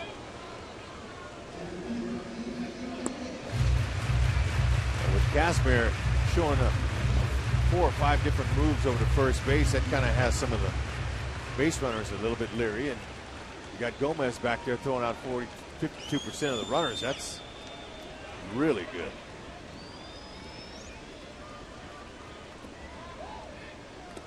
Threw out Alex Gordon by about 5 feet. Escobar has not been thrown out this year.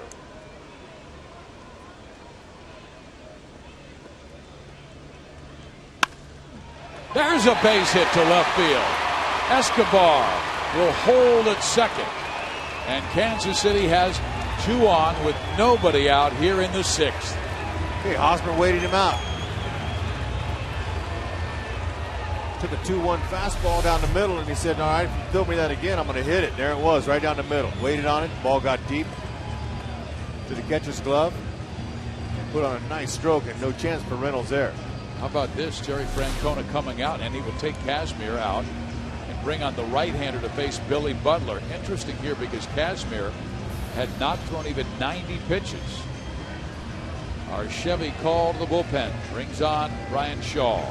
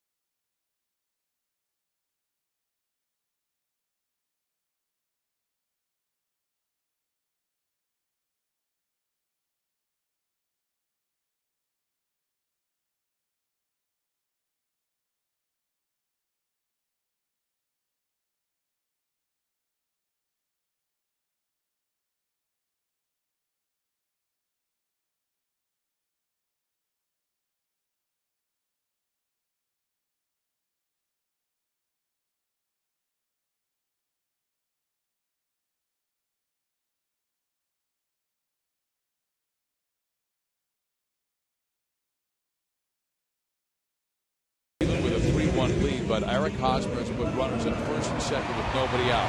Our AT&T trivia question: which 2 players hold the Major League record for most Grand Slams in a single season? We will give you the answer later in the game.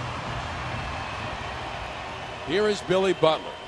The reason Francona brought on Brian Shaw is that right-handers have a real difficult time against him.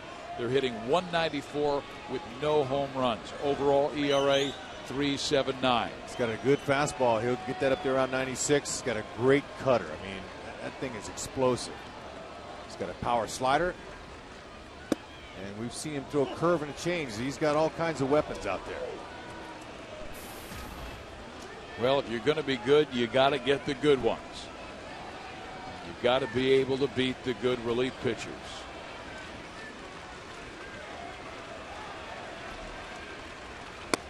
Way outside, 1 ball, 1 strike. Butler drove in Kansas City's only run with a clutch 2-out base hit in the first. Shaw's got 34 strikeouts in 38 innings. So he's a strikeout guy.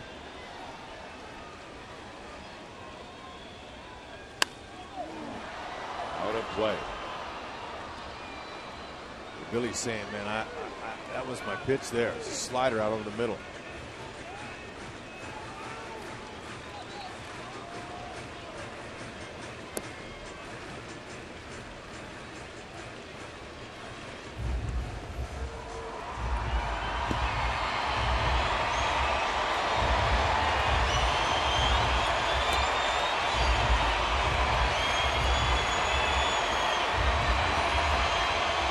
Butler has driven in 46.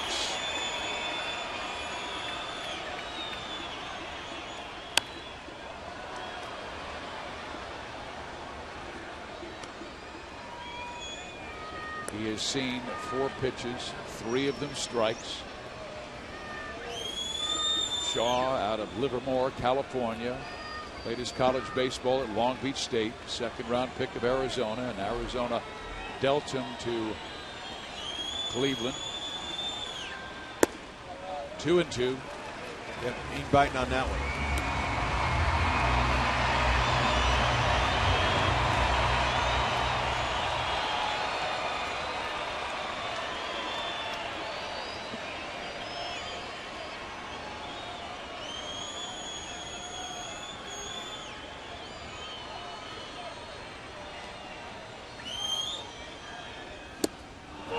He swings and misses at a high fastball and strikes out.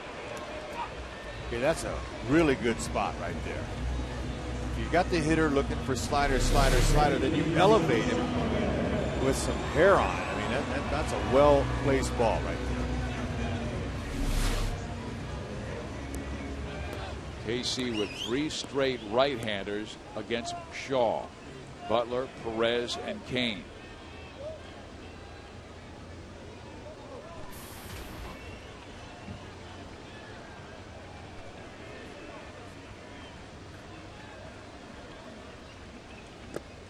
We got the report on Alex Gordon.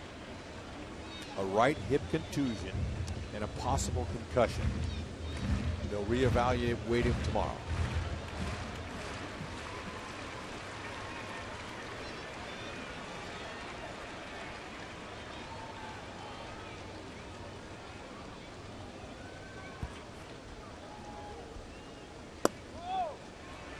Balls, no strikes to Salvador. Salvador hitting 373 with runners in scoring position. They could use a big hit here.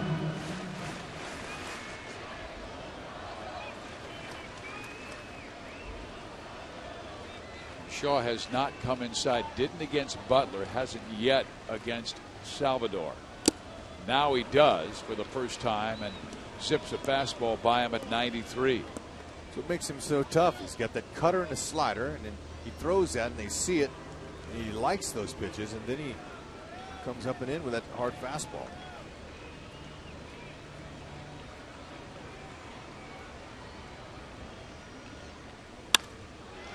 Base hit. Escobar will score. The Royals have cut it to 1.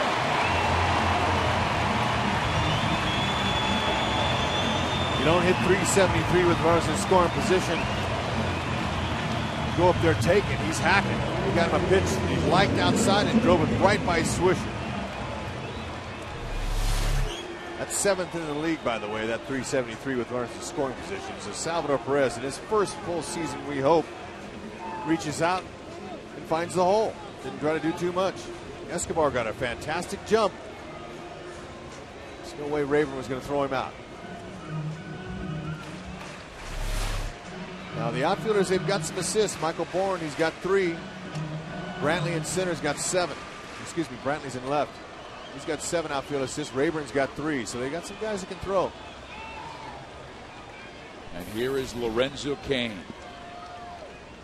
7 for his last 54. What a great time to break that slide. Strike 1.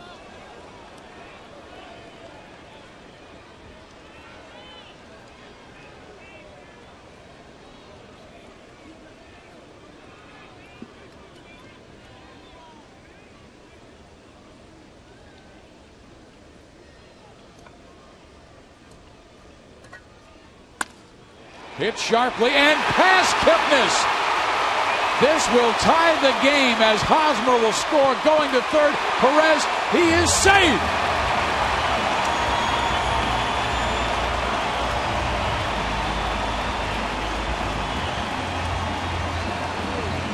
So Lorenzo Cain chips in. He's got a .288 average with the runner in scoring position. Did the job right there. Just slapped it hard. So Shaw, he's not fooling anybody this time around. 1 out, they've got a nice rally going. That ball's a fastball right down the middle. Cain struck it hard. Ball was way too tough. Trying to catch it. That's a beauty. So that's a great rally after Kansas City gave up the lead in the 6th inning on the 3-run inside the park home run by Kipnis.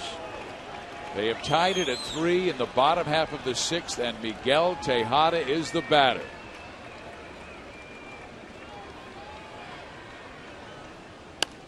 He goes after that first pitch. Slider up and shaking his head saying, how did I miss that? I'm sure he's thinking anything up. He wants to stay out of that double play. He's got to get it deep to get Salvador home, who does not run that well. Kazmir, all 3 runs charged to Scott Kazmir, who was taken out after he gave up hits to Escobar and Hosmer.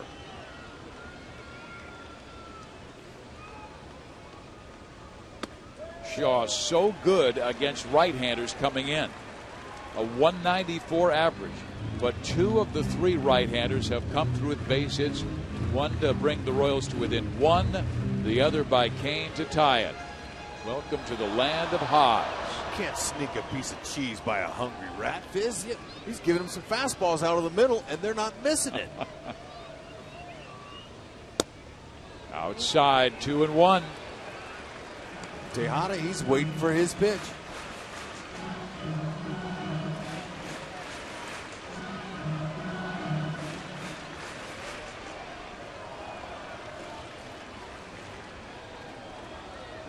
Cain has 9 stolen bases this year. And they're thinking right along with us, particularly with a 2-1 count. You know, we just showed you Kazmir sitting in that dugout shaking his head. He's probably thinking, you know, I wonder why my skipper took me out of this one here. He's thrown as many as 111 pitches this year. He was under 100.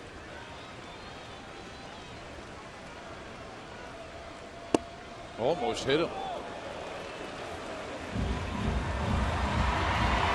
Instead, the count 3-1. Rusty Kuntz went over to whisper something in the ear of Lorenzo Cain at first. Kazmir taken out. Perez 90 feet away, giving Kansas City the lead.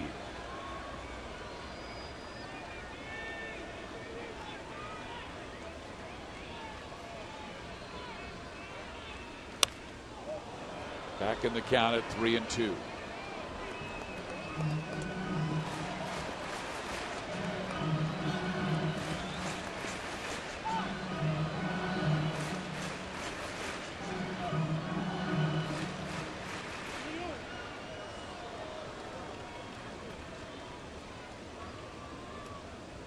Perez single, drew the Royals to within 1. Okay, Yan Gomes, he stepped out in front of home plate, let his infielders know what he was going to do with the ball if Lorenzo Cain steals. A couple options. He can throw down to second base. He can fake a throw, try to pick off Salvi at third. Got to let him know. He goes. Pitch is swung on, base hit. Perez will score. Kansas City goes in front 4-3, and Cain to third.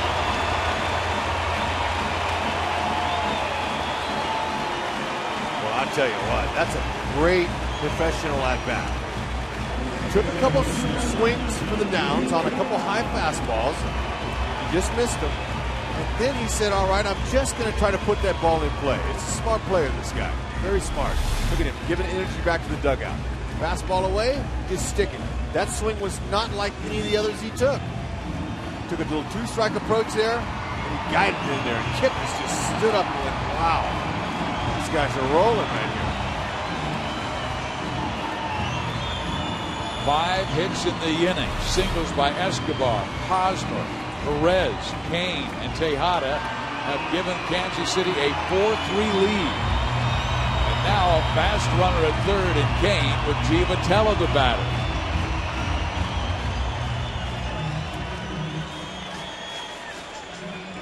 Johnny drove in a couple of runs on Sunday in his first game since being recalled from the minor leagues. Got the start immediately, had 3 hits.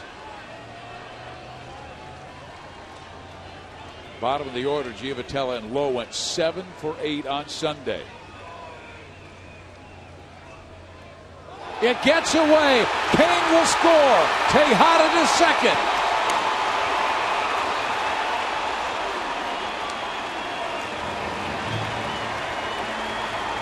All right, now Miguel, he could have tried to go to third base on that, but he said, you know what, there's no need to try to push the envelope and have him throw me out at third base. I think I'll just stay in scoring position.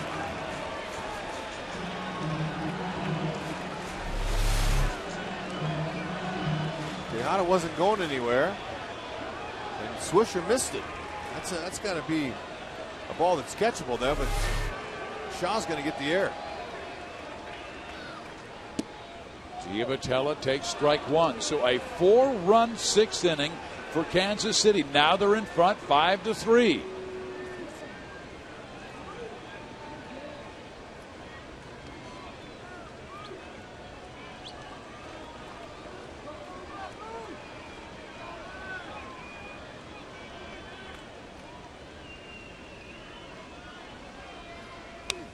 Out back, and he had a good rip on a 93-mile-an-hour fastball.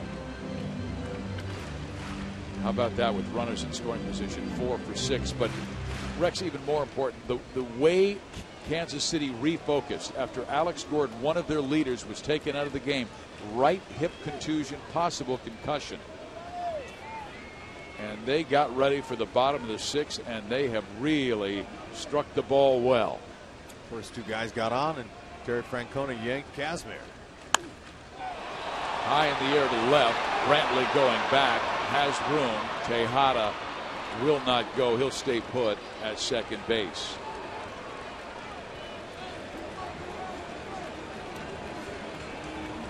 Gio gave it a ride. That's a second ball that he's hit pretty well to the left fielder. And with the left-hander David Lowe coming up, they will take Shaw out. A lefty was warming for Cleveland down in the pen.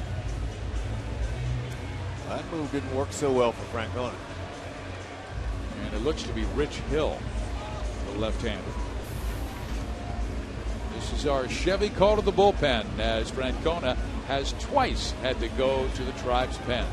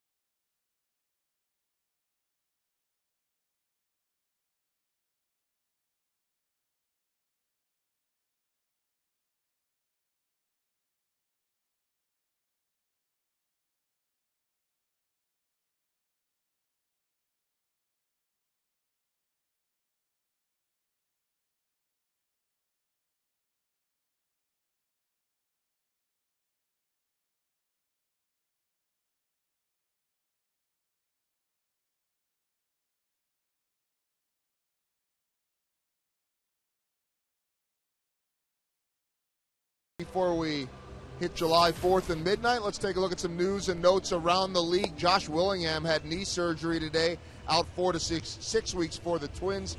Michael Kadyr's 27-game hitting streak came to an end yesterday. He said he wasn't superstitious, was going to talk about it because no one's going to catch DiMaggio. Manny Ramirez signs a minor league deal with the Texas Rangers, played half a season in Taiwan, batting .352 and 8 home runs. And the White Sox, more injury news. Paul Konerko on the DL with a strained lower back, and Jesse Crain, who really looked like he might get traded somewhere to be a closer. He had been their best pitcher out of the pen, sprained right shoulder on the disabled list. Biz? Thank you very much, Joel. And wow, what's going on with Chicago? They are in last place in the Central. The Royals trying to get right back in at KC in third place, 5.5 games back of Cleveland. Here is Rich Hill, rather high ERA. Lefties hitting .244 against him.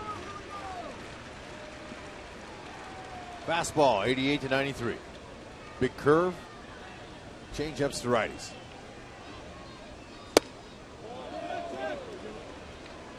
Good job of checking his swing there.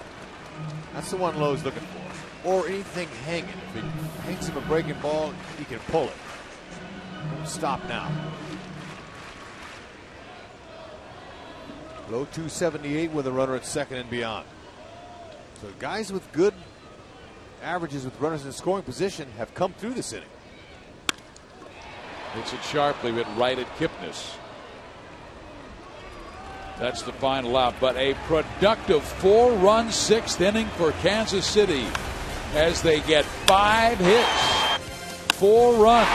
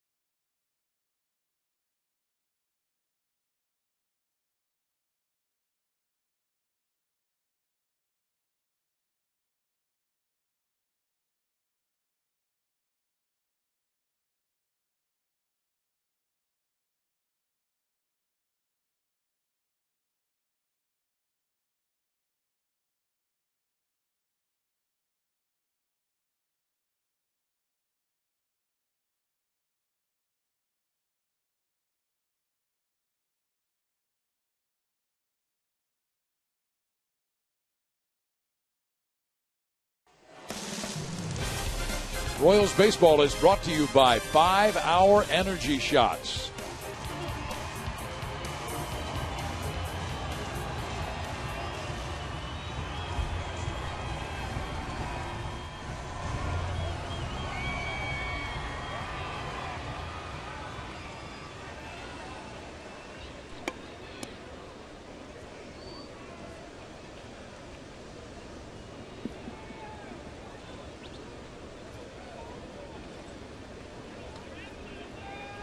Mark Reynolds will lead off. Guthrie delivers a fastball inside. Reynolds has walked. He has enjoyed the only walk of this game. Ooh, that was in his wheelhouse. And remember, he has tremendous power. 15 home runs this year, belted 23 last year. Yeah, he really uses his hands. I mean, he leverages his lower half. He's strong down there, but man, he throws that head of that bat like he's chopping a tree down. Good downward action. That time Perez had set up low and away, but he had so much late movement with the fastball, it roared up and in on him. And he has him set up at 1-2. He is a streaky hitter. He went through a stretch that was absolutely unbelievable. He was hitting everything in the month of May and then went quiet. And Guthrie works him with the high heat. Yeah, he just stayed with that fastball. You could tell he was a little bit behind the first one, and then he threw the second one by him and did the third, the same pitch. Just climbed the ladder on it. Guthrie, that's a four-seamer. Designed to stay straight and up in the zone and get exactly that result. 99th time Reynolds has struck out this year. There is Ryan Rayburn. Ball one.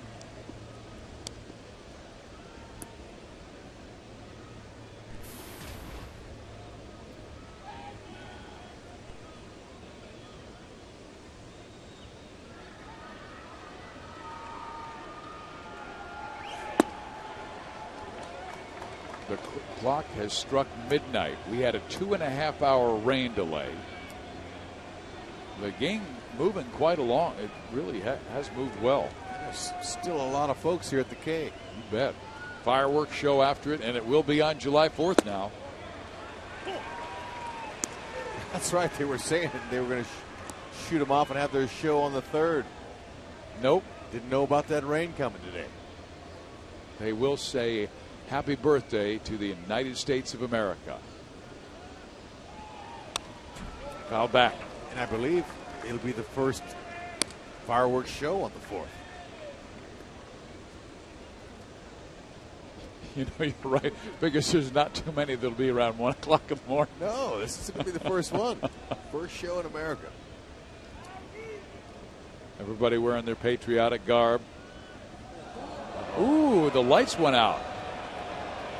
No, it just went 12:01. Oh. Somebody clap your hands. Maybe we'll go back on.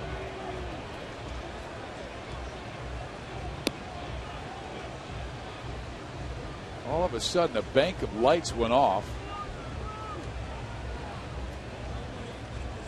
And Gary Cederstrom, who's the crew chief, walking towards home plate to talk with Kerwin Danley. Everybody up past their bedtime, and everybody's got to be here early for a 1 o'clock game tomorrow. All of a sudden, it's become advantage pitcher.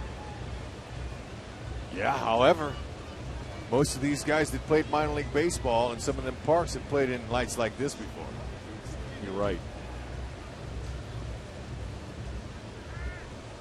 Well, the game started well. Kansas City with a single by Billy Butler to give them a 1-0 lead, and it stayed that way until the 6th when Jason Kipnis had a 3-run inside the park home run, but the Royals roared back immediately in the bottom half of the 6th with 4 runs on 5 hits.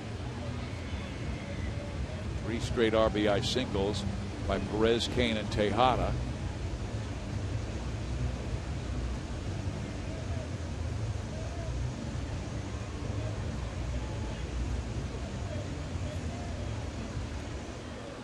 And by the way, fans, we want you to subscribe to MLB.TV today and watch every out-of-market game live online in HD.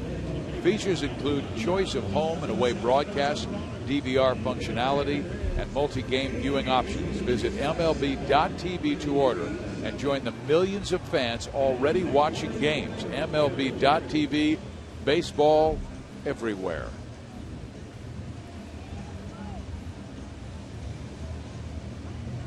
And let's give our AT&T trivia question that we asked earlier and the answer.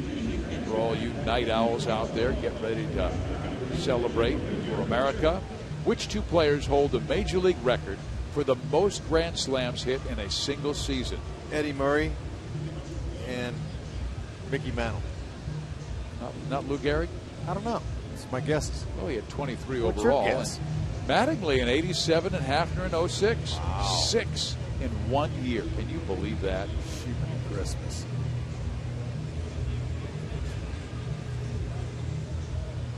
Way to go, Al. Well, they're still trying to get those lights back on, and Jeremy Guthrie, who's pitched so well in this game, he actually deserved better than the 3 runs he gave up in the 6th inning.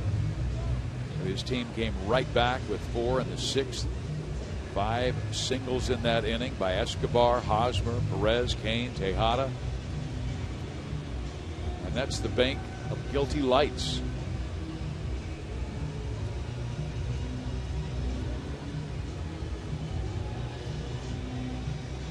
KC trying to even this series at 1 win each. They lost last night 6-5 when they walked 8 batters, hit another.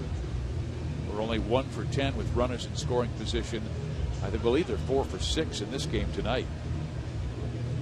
But you have a big crowd on hand, a lot of emotion to start the game, and then the rains fell about 2 hours before the game and delayed the contest for 2.5 hours. Guthrie doing some serious meditating off to the side of the mound.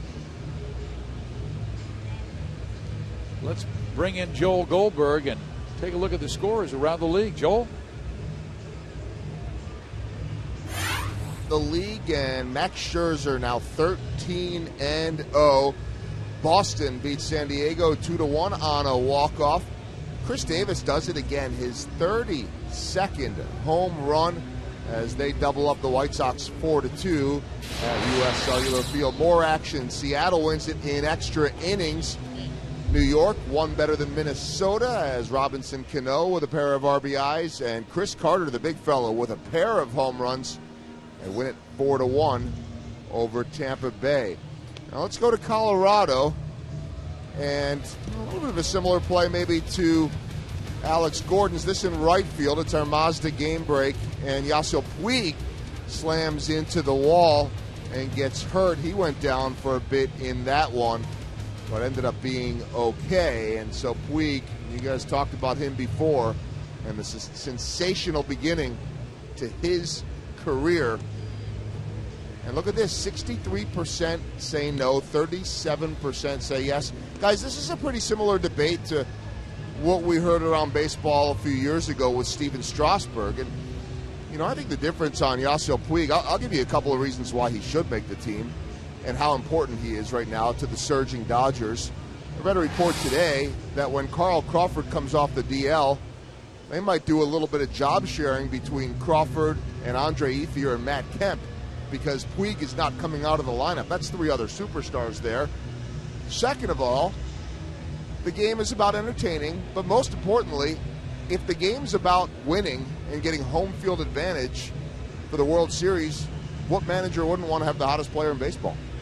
Yes, but it's not about that. It's rewarding the players in the first half who have had the best seasons overall, not just in a 1-month stretch. Right. But, well, no, I think first and foremost it's about winning. That's how managers build these teams now.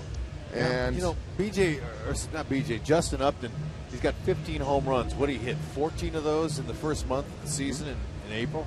And, well, you know, so he had a good month. It was like that, yeah. Yeah, so he had a good month. 12. And now Puig is having a good month. But, you know, Upton's been there the whole season. I just am really concerned. Like, there's every single year, there's somebody who deserves to go that doesn't go.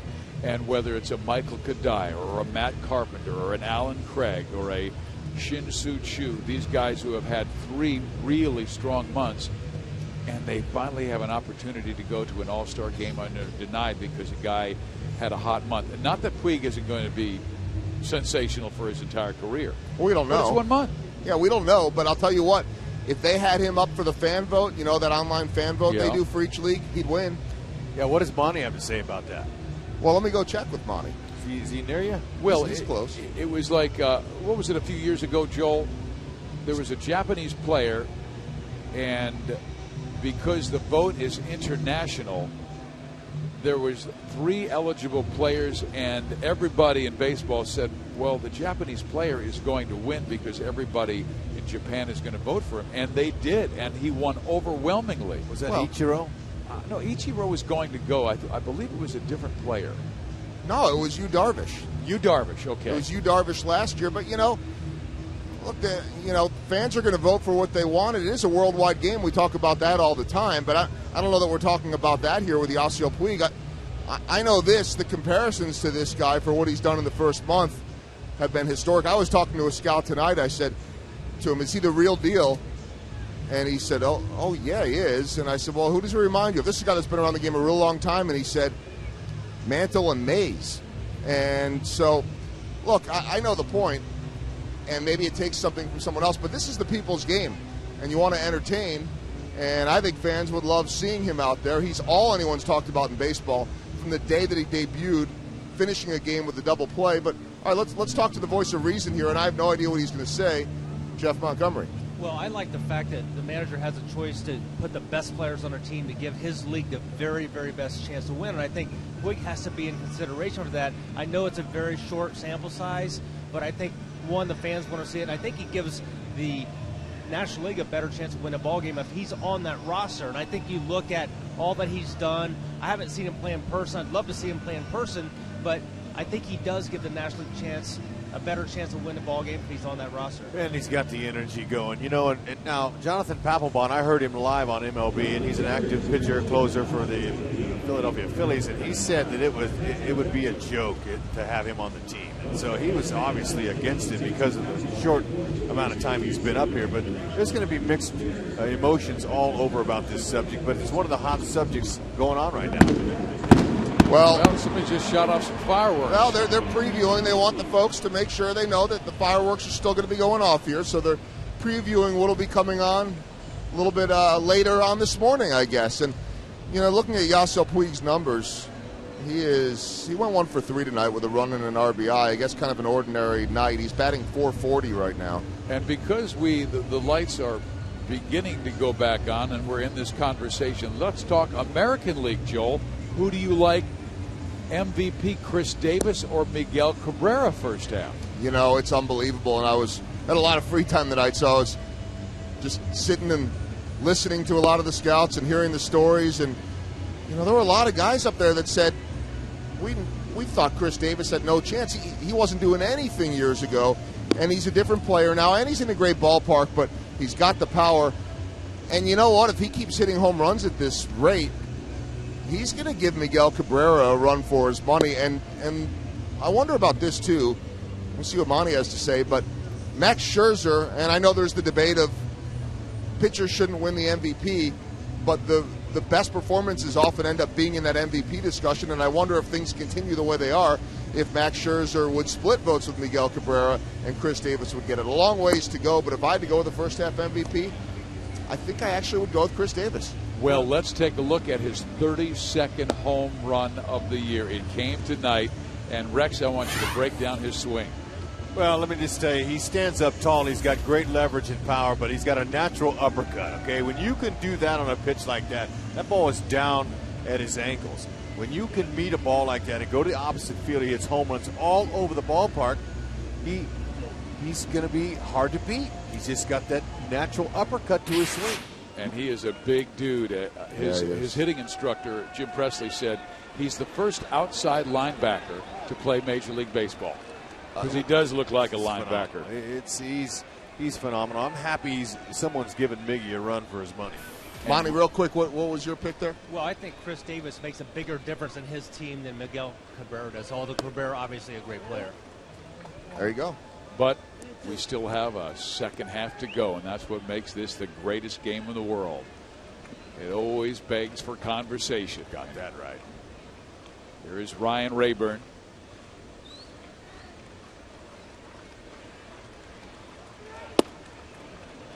Guthrie trying to come inside on him, and will walk him with one out. Well, you know, that's an awful lot of sitting around by Guthrie out there on the mound. He was playing a little bit of catch with some of the infielders. And, you know, hopefully he'll be able to try to get through this one here. Yeah, he was up in the zone with Rayburn, and he has been having all of his success down. And here's a guy, Yan Gomes, with good power.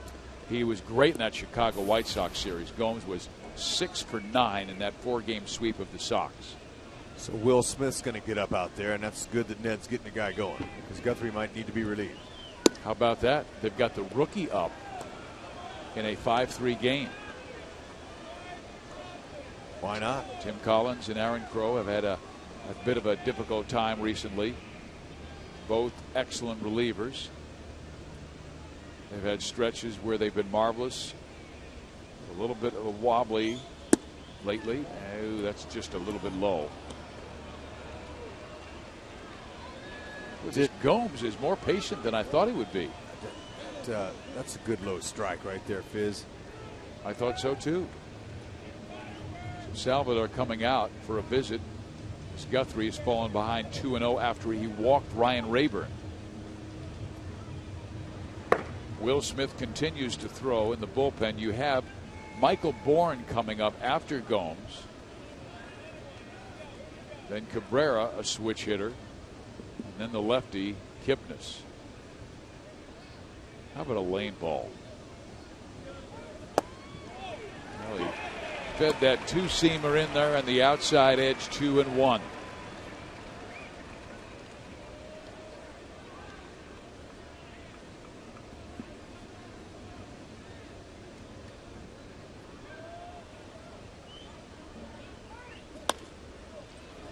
Back in the count. 2 balls, 2 strikes.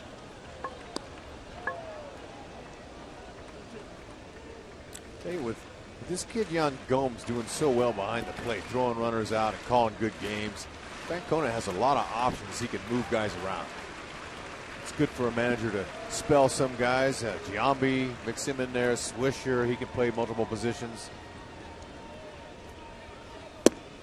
And Rex, I really thought Cleveland was going to build for the future, but they went out and got nothing but veterans. We talked about that earlier, from Kazmir to Myers to Aviles to Swisher and Bourne and Stubbs and Reynolds and Giambi. So many veterans on this team. They're playing for right now. And Gomes has walked, and back-to-back walks issued by Jeremy Guthrie. And Ned Yost is coming out. Yeah, he just lost his command.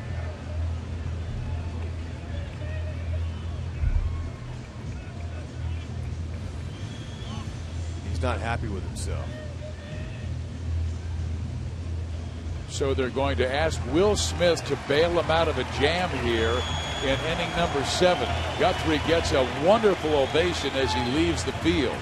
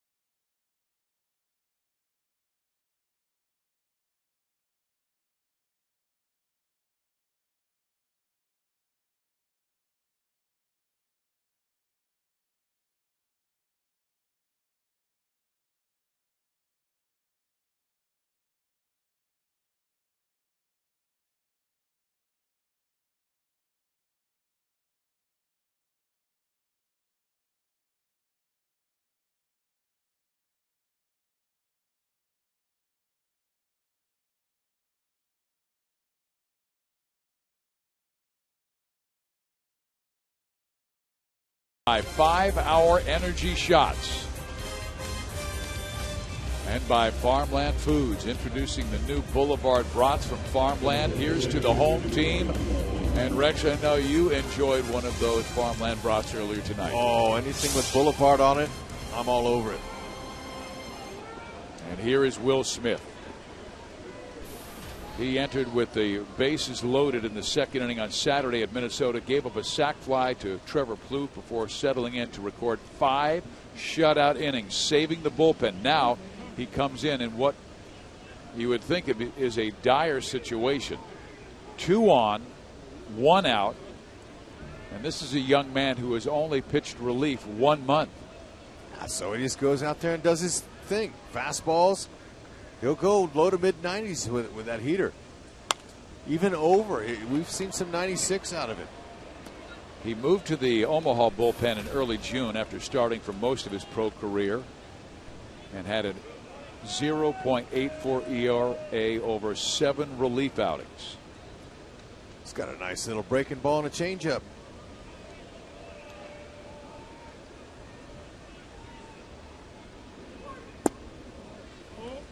One ball, 1 strike.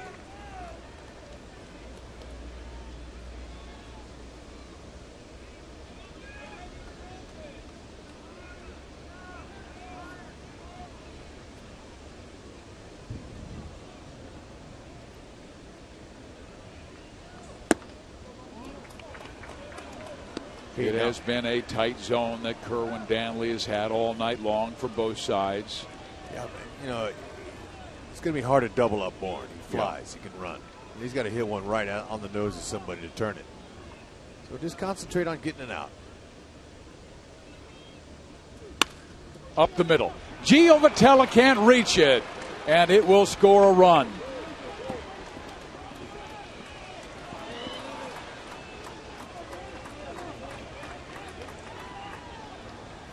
The walks hurt Kansas City last night, and they have hurt them in the 7th inning.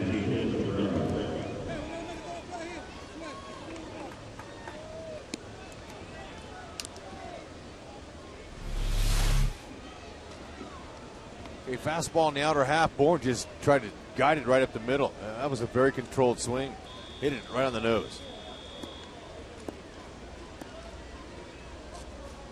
Now the tying run 90 feet away. Excellent speed at first and Bourne. Cabrera, 280 hitter from the right side.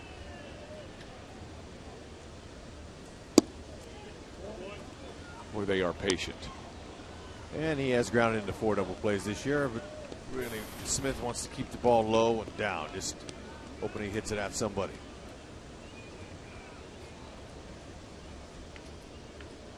Anything elevated, you do him a favor. He's going to get underneath it.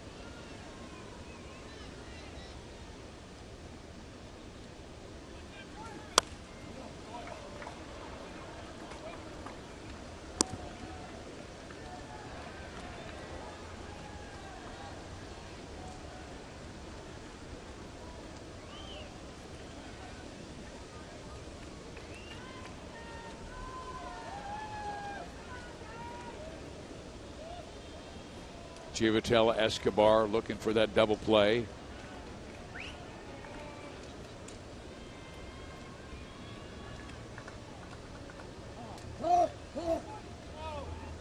And Bourne was thinking about breaking back towards the bag as Will went into a stretch, and I was surprised that Danley gave Cabrera time when he did. They don't have to give him time. But that's why I was surprised, because Smith had already gone into his pitch. In the air. This should be deep enough to score Gomes. Dyson makes the catch, brings the throw to second, and we have a brand new ball game tied at 5. So both walks score here in the 7th inning.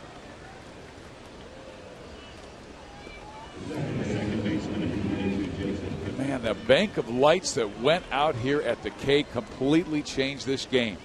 Guthrie was cruising, had retired 4 straight, and then after a 10-minute delay at least, he went back up, walked Rayburn, walked Gomes, taken out of the game, and now it is a 5-5 game in the 7th. Kipnis the batter. You know, and Fizz, you hear this a lot, but this is the truth. This is baseball. Baseball, things happen. It's not on a clock. The weather is always an issue in baseball. There's always there's a lot of things going on. It's what makes it so interesting.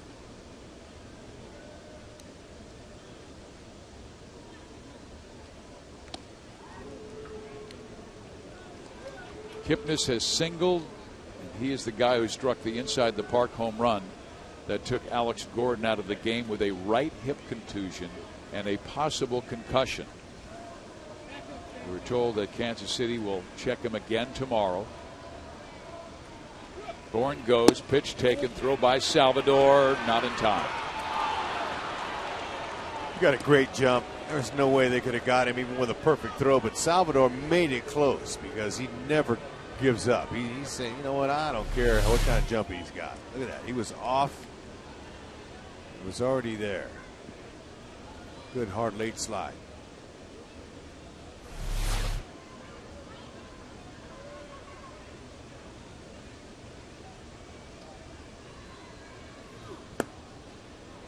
Now Will has to go back and concentrate at the man at the plate, Kipnis.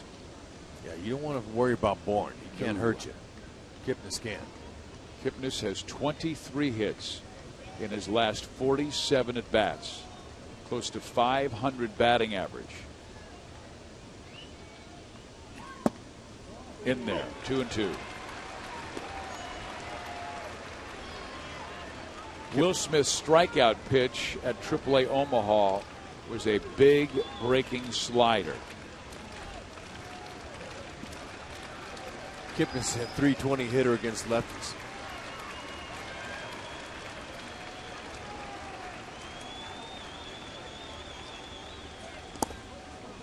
Three and two.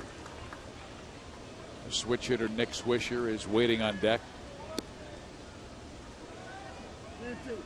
Tomorrow afternoon, or actually this afternoon, it will be James Shields on the hill for Kansas City and Jimenez going for Cleveland.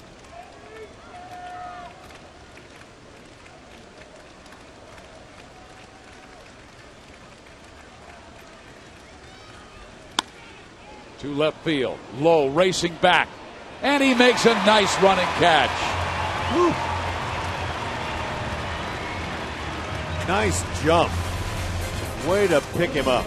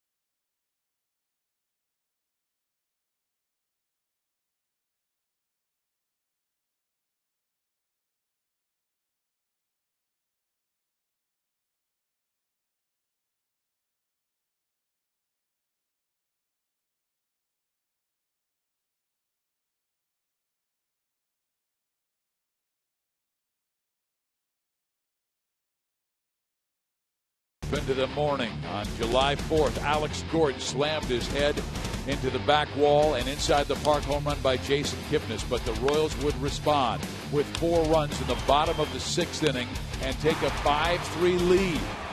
Unfortunately, a pair of walks led to 2 runs for Cleveland, and it is a 5-5 game going to the bottom of the 7th. Rich Hill stays in the game to face Dyson, Escobar, and Hosmer, although a right-hander is warming up in the pen.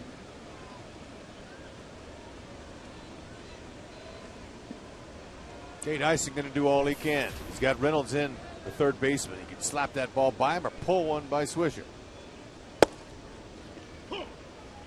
1-1. Dyson went 0 for 3 with a walk last night. It was just his second 0 for since coming back from the DL on June 22nd. Hitting .345 at the K this year. Keep it up. And he pulls it to the right side. Kipnis will throw him out.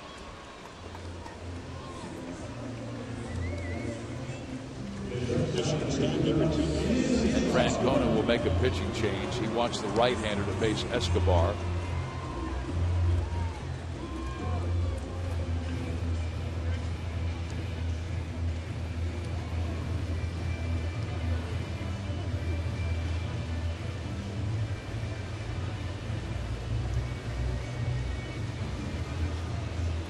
The right-hander Cody Allen will come in the game.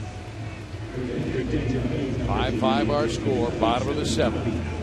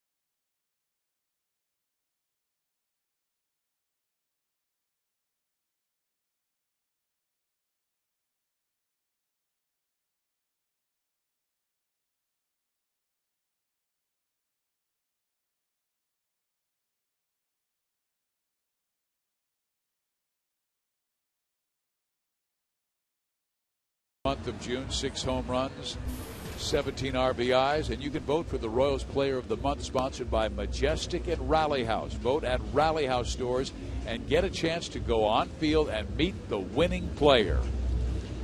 Here we are at 12:30 in the morning after a 2.5-hour rain delay that delayed the start of this game. Now Cody Allen comes out of the bullpen to try and keep it at 5-5, but KC will have Escobar, Hosmer, and hopefully Butler coming up in this 7th inning with 1 out.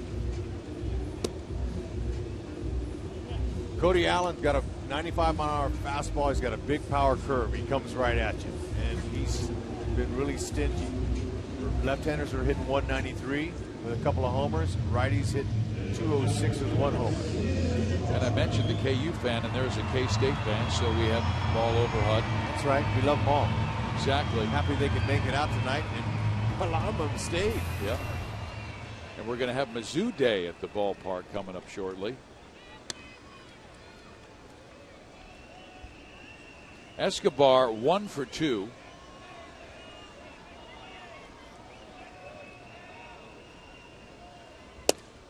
Allen delivers strike 1.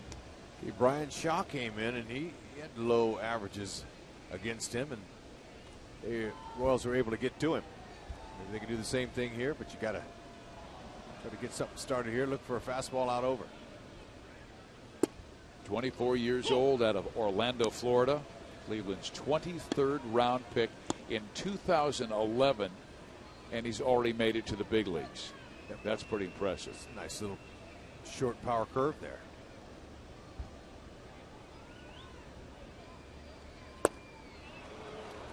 Wow.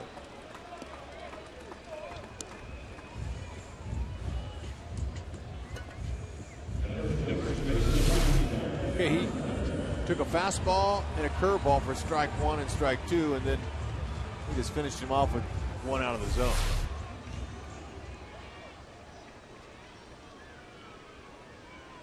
Now Eric Hosmer.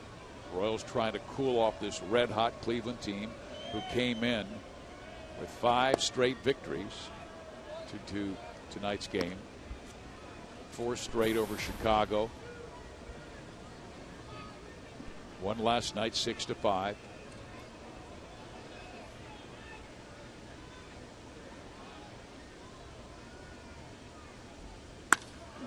There's a drive. Center field and deep. Away back, and Kansas City has the lead. 6-5.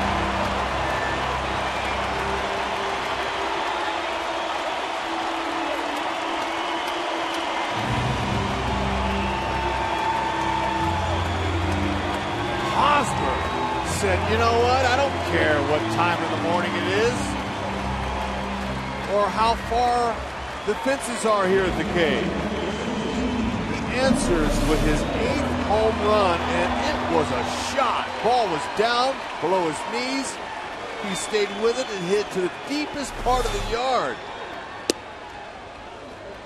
Almost to the base of the scoreboard. A tremendous shot, well over 415 feet. And Kansas City's back in front on Hosmer's 7th home run the last 3 weeks of the season. How about that? 1 in the first 2.5 months. And here's Billy Butler. It hangs up too much, but the damage has been done. The Haas going deep. A little rally sauce for that young man. Jump on! We got a bus driver. All aboard? Yes.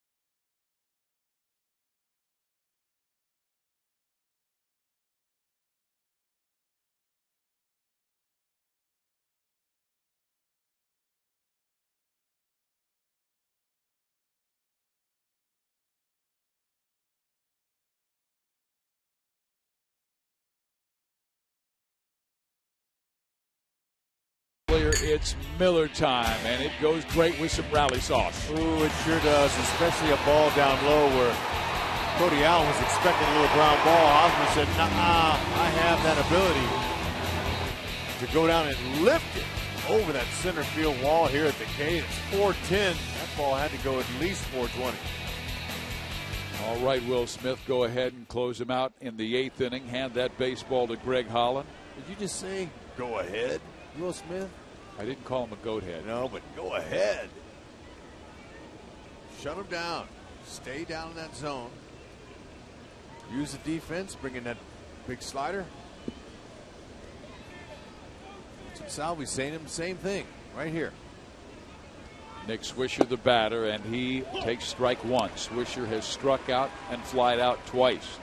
This guy with very good power. 8 home runs.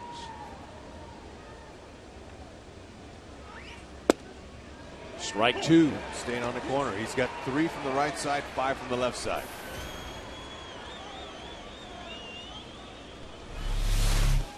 Perfect spot, though. I mean, both pitches.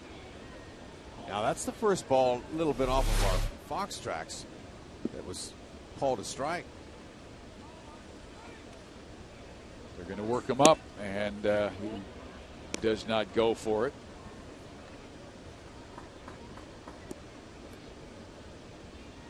Swisher has been very clutch throughout his career in Oakland, New York, now with Cleveland.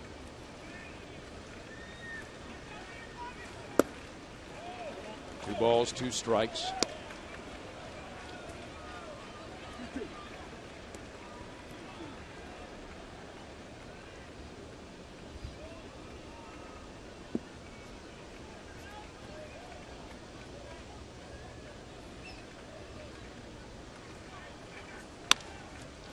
Lined out to Giavotella. He had to be aggressive. You don't want to allow a leadoff walk, particularly after you had him down 0-2. So a line out starts the 8th inning.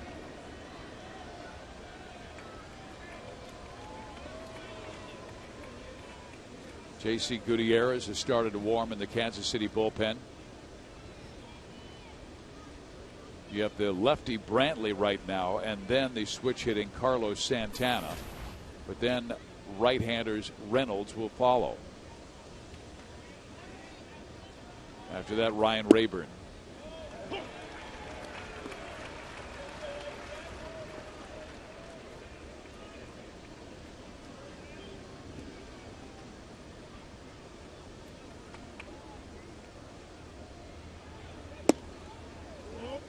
Tried to throw the slider, but it hung. Brantley is lined out, grounded out twice.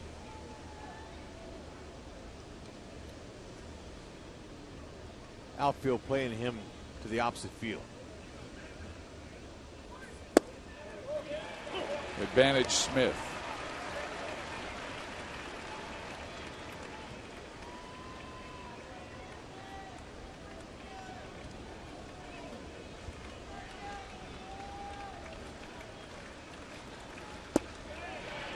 Didn't bite on the slider. I'm really impressed with their plate discipline. Yeah, they're very selective. They only hit balls that they can handle.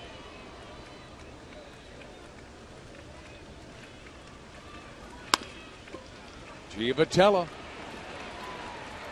2 outs.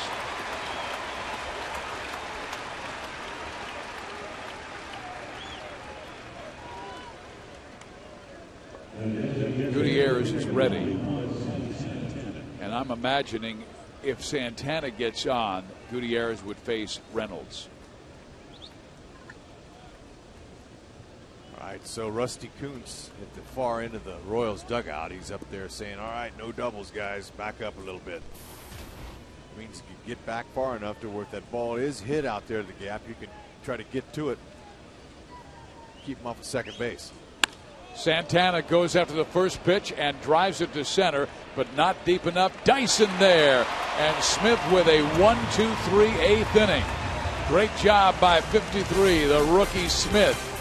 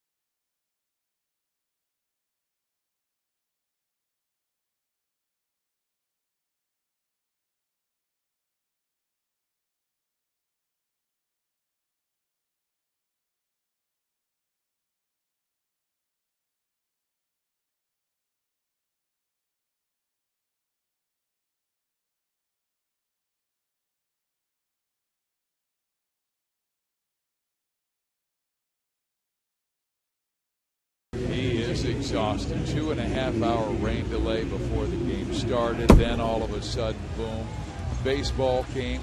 We had the lights go out here in Kansas City, but the Royals, with an Eric Hosmer home run, have taken a 6-5 lead to the bottom of the 8th inning. And here is right-hander Matt Albers. A little surprised that Hosmer blast didn't wake that kid up as loud as that ball was off the bat.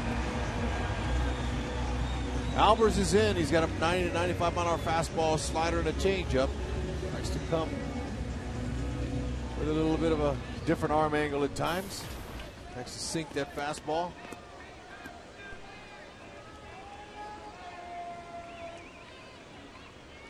Perez singled in that big 4-run 6th inning for Kansas City, as KC has 1 in the first, 4 in the 6th, and 1 in the 7th.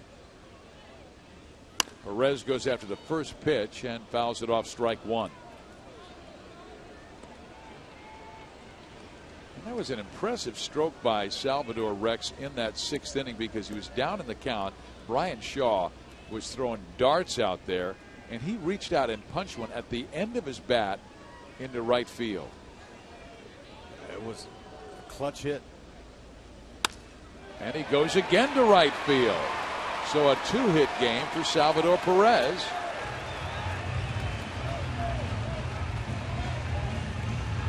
Kansas City has 2 hits by Alex Gordon, 2 hits by Eric Hosmer, 2 by Salvador Perez, 2 by Miguel Tejada. They have 11 for the game.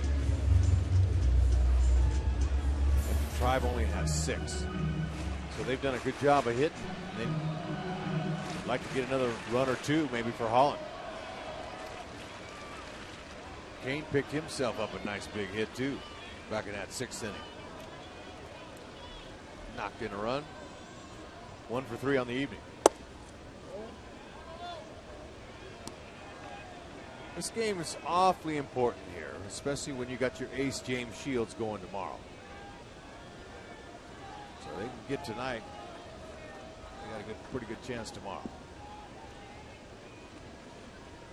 Kane with a big base hit that tied the game in the 6th. Firing it by Kipnis at second.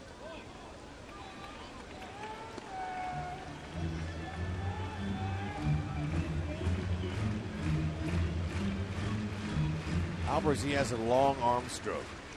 What I mean by that, when he takes his ball out of his glove, he really brings that arm down and brings it all the way up on top.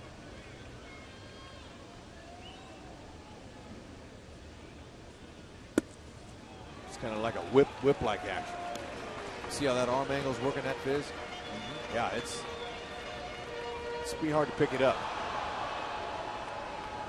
And I would imagine it would be a delivery hard to repeat, and he has fallen behind Lorenzo Cain.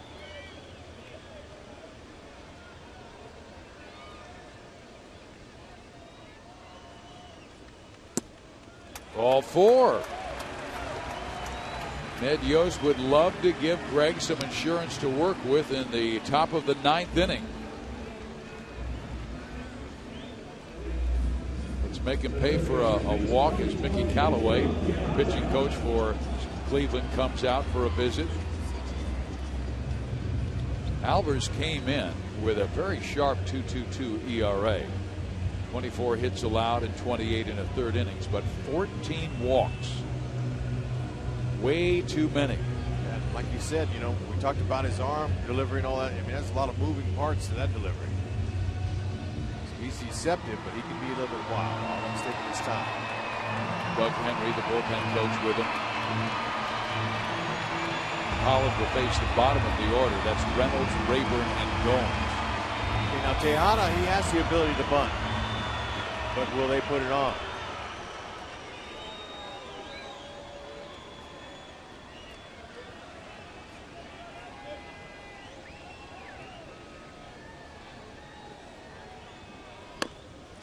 They will. And he bobbles the baseball, and everybody's safe.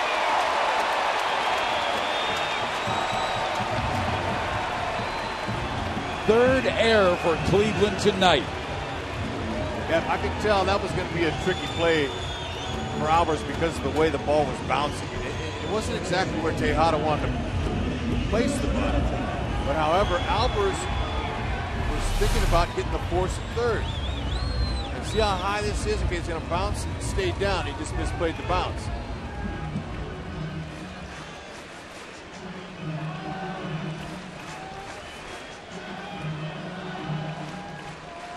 They'll take it, see if they can make it hurt. KC has him loaded for Johnny Giavotella, who twice has gone deep to left field, sending Brantley to the wall. One of those would score a run, and he takes strike one. Cleveland's infield in Swisher, Kipnis, Cabrera, Reynolds. Yep, they've got to come home with the play.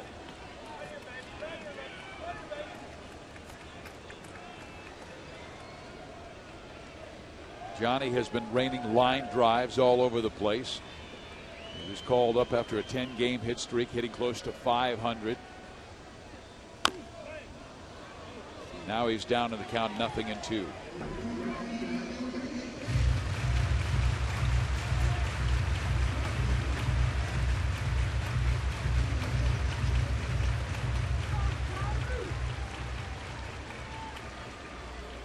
Okay, with that infield drawn in, you don't have to do too much. Don't overswing. You just kind of look for something, anything close. Don't want to get called out looking. See if you can just doink one out there over their infielder's head.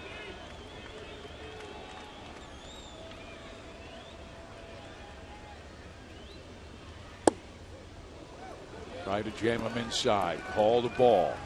Count moves to 1-2. You talked about it at the start of the game. George Brett talks about it with the guys all the time. Your pitch. Your pitch. But down the count like this, 1-2, Fizz, lots of times you're going to hit his pitch, but you got to shorten up your swing.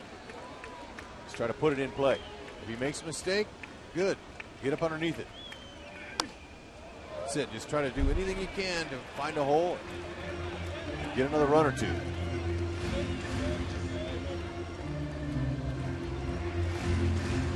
Royals' second-round pick, 2008, out of the University of New Orleans. Perez started with a single. Kane then walked. Tejada reached on the error when he tried to sacrifice, booted by Albers.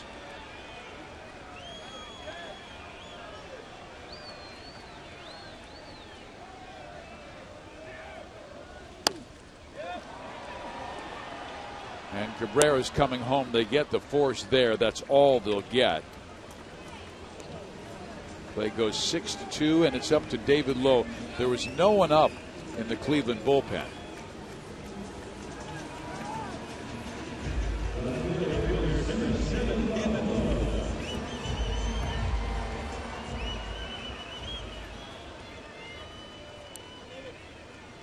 I thought they might push the middle back, Rex, and have them play halfway so they could get the double play, but they're going to stay in. Yeah, Francona, he wants everyone coming here. That's where the play is.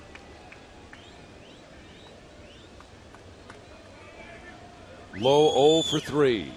Can't give him any more runs.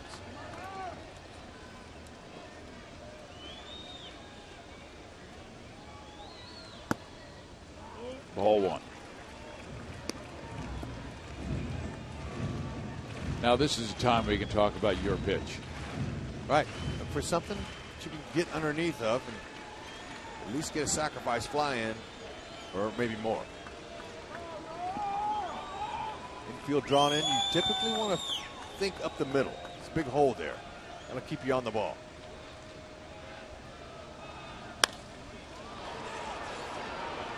Kane will tag. Brantley with a good arm. Got to try. Oh, no, he slipped.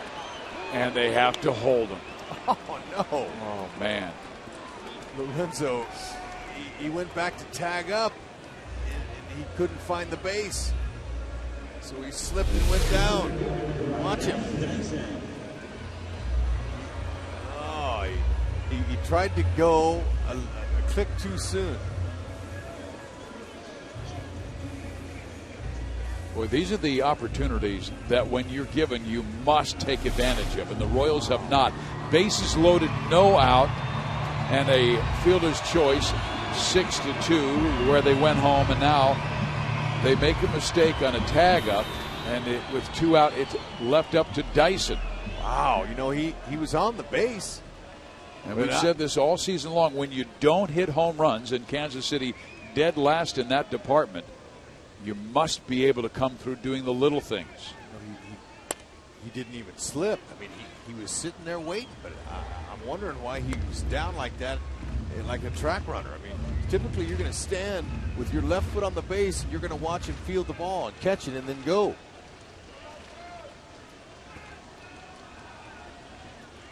More like a mental mistake than a physical one.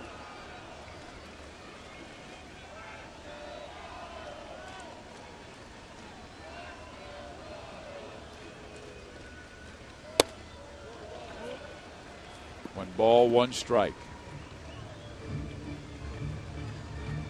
Dyson came on, replacing Alex Gordon. If you've just joined us, Alex had to leave the game with a right hip contusion and a possible concussion when he slammed into the fence going after Jason Kipnis' drive that went for an inside the park home run.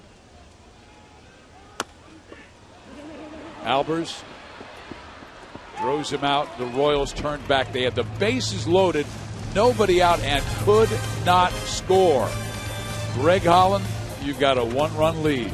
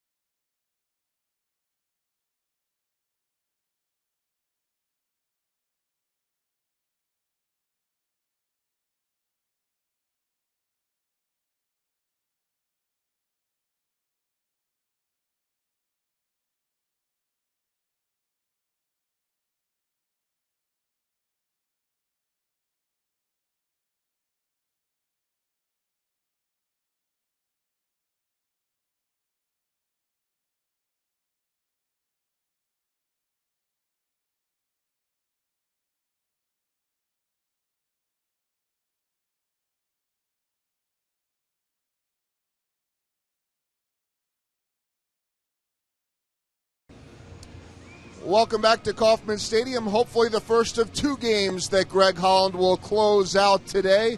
Yes, a happy 4th of July to everybody. Monty and I have had the coffee ready to go for Boulevard Royals Live. That is coming up. And then Hy-Vee Royals Live later on today, and hopefully another Boulevard Royals Live with 2 wins under their belts later on. But first order of business, the bottom of the 9th, and then we'll be here to break it down after the game. Fizz? Thank you very much, Joel. And here comes Greg Holland. You see the numbers. 50 strikeouts in 30 innings. One of the Royals' leading candidates to make the All-Star team. Now he must go against the bottom of the order. Reynolds, Rayburn, and Gomes, all 3 power hitters. Yep. Reynolds has already punched out a couple of times tonight. Ball 1.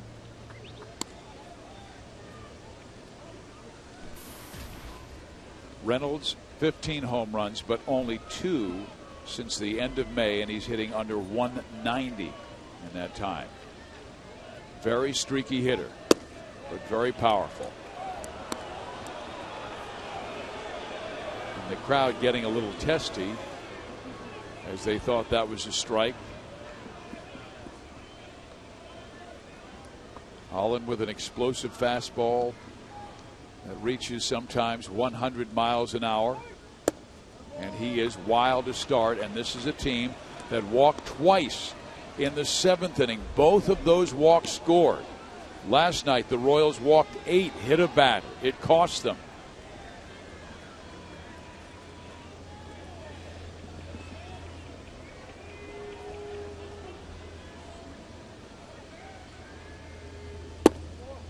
strike. Hey, Francona's got a couple of pinch runners available if he needs them. He's got Stubbs on the bench, Vilas, Chisenhall. I would imagine Stubbs would get that call. But Greg gets back in the count with a fastball at 95, so the count is full, 3-2. No free passes.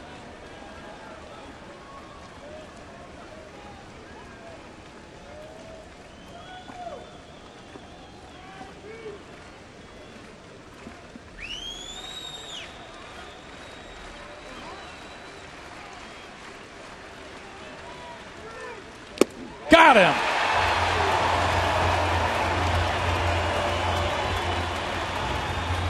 All right, now that ball was a little bit elevated and out of the zone, but he'll take it. An aggressive swinger is Reynolds. That would have been ball 4, but Reynolds couldn't slow it down. The kid from North Carolina really just reared back and challenged him. Now Rayburn, 1 for 2 with a walk.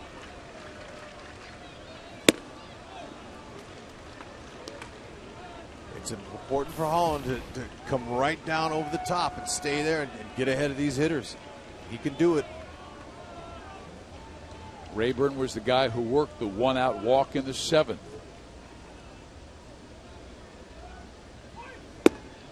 In there. 1 ball, 1 strike. Greg has converted 10 straight save chances since May 30th and is tied for 3rd in the majors over that span. Baltimore's Jim Johnson is first with 12. To short. Escobar bobbles! And Hosmer can't grab it, so Rayburn is on the air.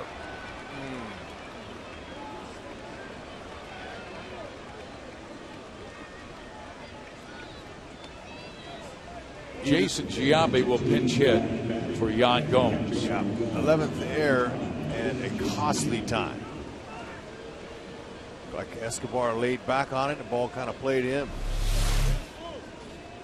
Okay, he's got that was his slider, Holland's slider. See how he kind of just waited on that? He was going to play the hop. He looked like he had it, just hit off the heel, and he kind of rushed the throw. Hosmer did all he could to try to catch that. See, his feet aren't moving, and he has plenty of good hands to make a play like this. But lots of times when your feet aren't moving, that ball will do exactly that.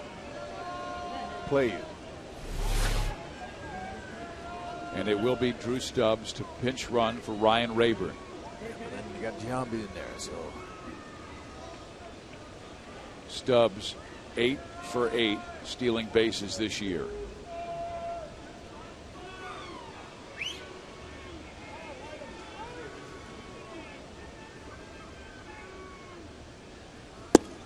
Strike 1. Hey, Giambi, he's 1 for 5 off of Francona's bench with a homer. And 1 hit. And they don't play him as dramatically to pull. And it's probably because of Holland's heater.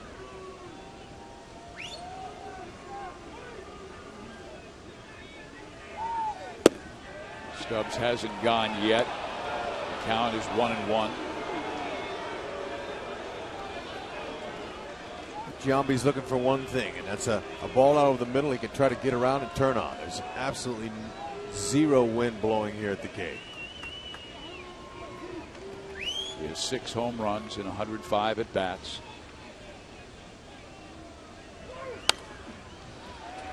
Advantage Holland at 1 ball, 2 strikes. And he's got really good secondary pitches, slider and split finger.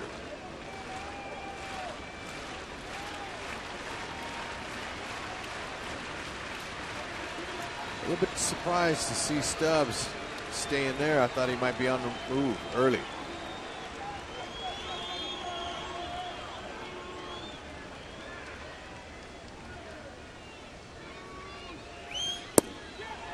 Greg is pretty quick home.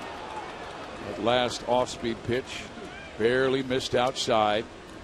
He is quick home, and that was a really good take by Giambi. A lot of younger hitters are going to swing at that. Because that started middle and it ended up off the plate away.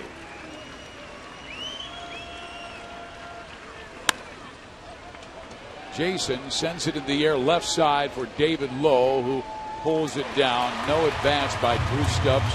2 outs now for Michael Bourne.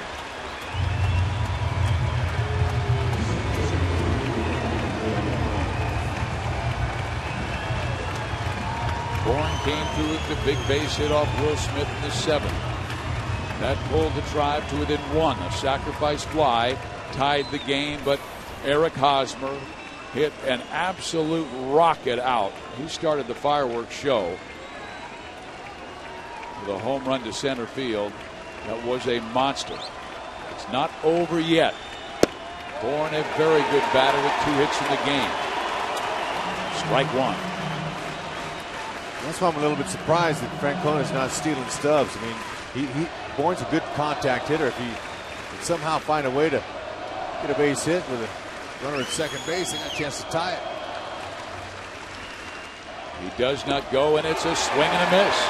Ball in the dirt. Kept in front of him by Perez.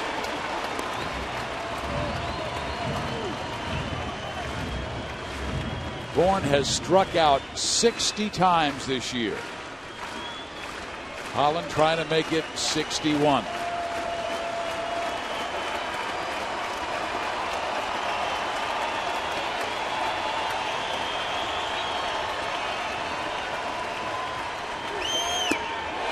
I think he went. Yes, he did.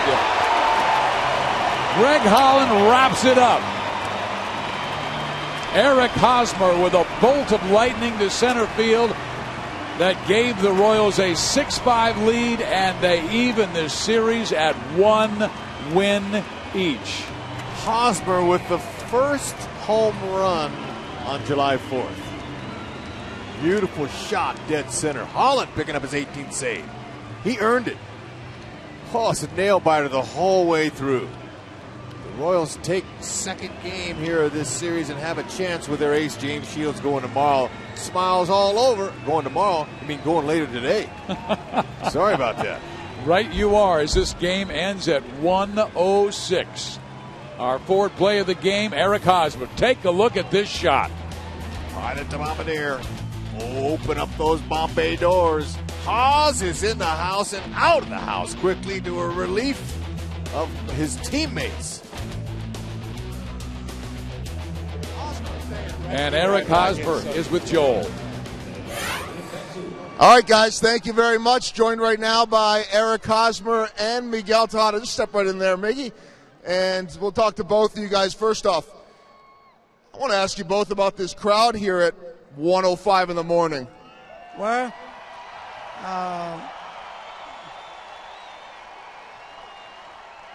personally, I'm going to thank all you guys for being here for us. You know, today we've been tough day for, you know, you guys like us. We're pushing, get to win. Thank you for support us, and we're going to continue to play a hard game.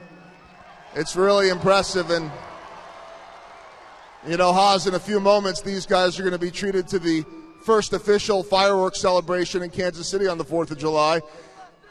All worth the wait, I guess, but tell us about this one and grinding it out. Yeah, I mean, it was a complete effort. Everyone in Kansas City tonight, and, you know, we thank you guys for sticking it out and giving us that energy late there to come back. And, you know, you guys deserve to see these fireworks tonight. And, you know, like I said, we couldn't have done it without your guys' energy out there. Thank you very much. All right, a couple more quick ones, and we'll let you go. First off, Miggy, we've known this from the day you got here. You have incredible energy, sometimes more energy than anybody out there at 39 years old, but we could see it every time you got to first tonight. Just tell me how important that energy is and how much you're firing up your teammates. Well, I play with a lot of young guys, and the most I play with those guys, they make me younger and younger. And, you know, I play with an incredible crowd. And I think every time I get a chance to play, I just prepare myself to play hard all night in it, because I think the opportunity that I get in Kansas City, I think I'm going to give back that to the fan. They try to see if we can make the playoff this year. Miguel Tejada want to bring the team to the playoffs. Thank you, Miggy. Great job by him. A spark plug every time he is out there and even on the bench. Haas, you're crushing the ball right now, and then it ends up being the difference in this game on a wacky night with the rain and the light failure. But tell me about that home run. Yeah, you know, it was a big swing from me right there, and it was a 1-0 fastball from Allen, and you know, he's got a good fastball, and I didn't want to miss it. And, you you know, especially late in the game here and late at night. I didn't want to keep you guys waiting on those fireworks any longer. All right, well, with that said, we'll let you go to bed. We'll let you go to bed and let them enjoy the fireworks. Great job, Huz. All right, and make sure you say hi to my family up there from Miami. I love you guys. There we go. We see them up there right now. Let the fireworks begin. Right, our Fizz and Hud, let's go back upstairs to you guys. Thank you very much, Joel. An exciting win for Kansas City. It took a while, but Greg Holland wrapped it up. And that is save number 18 for the kid from Carolina. We'll be right back.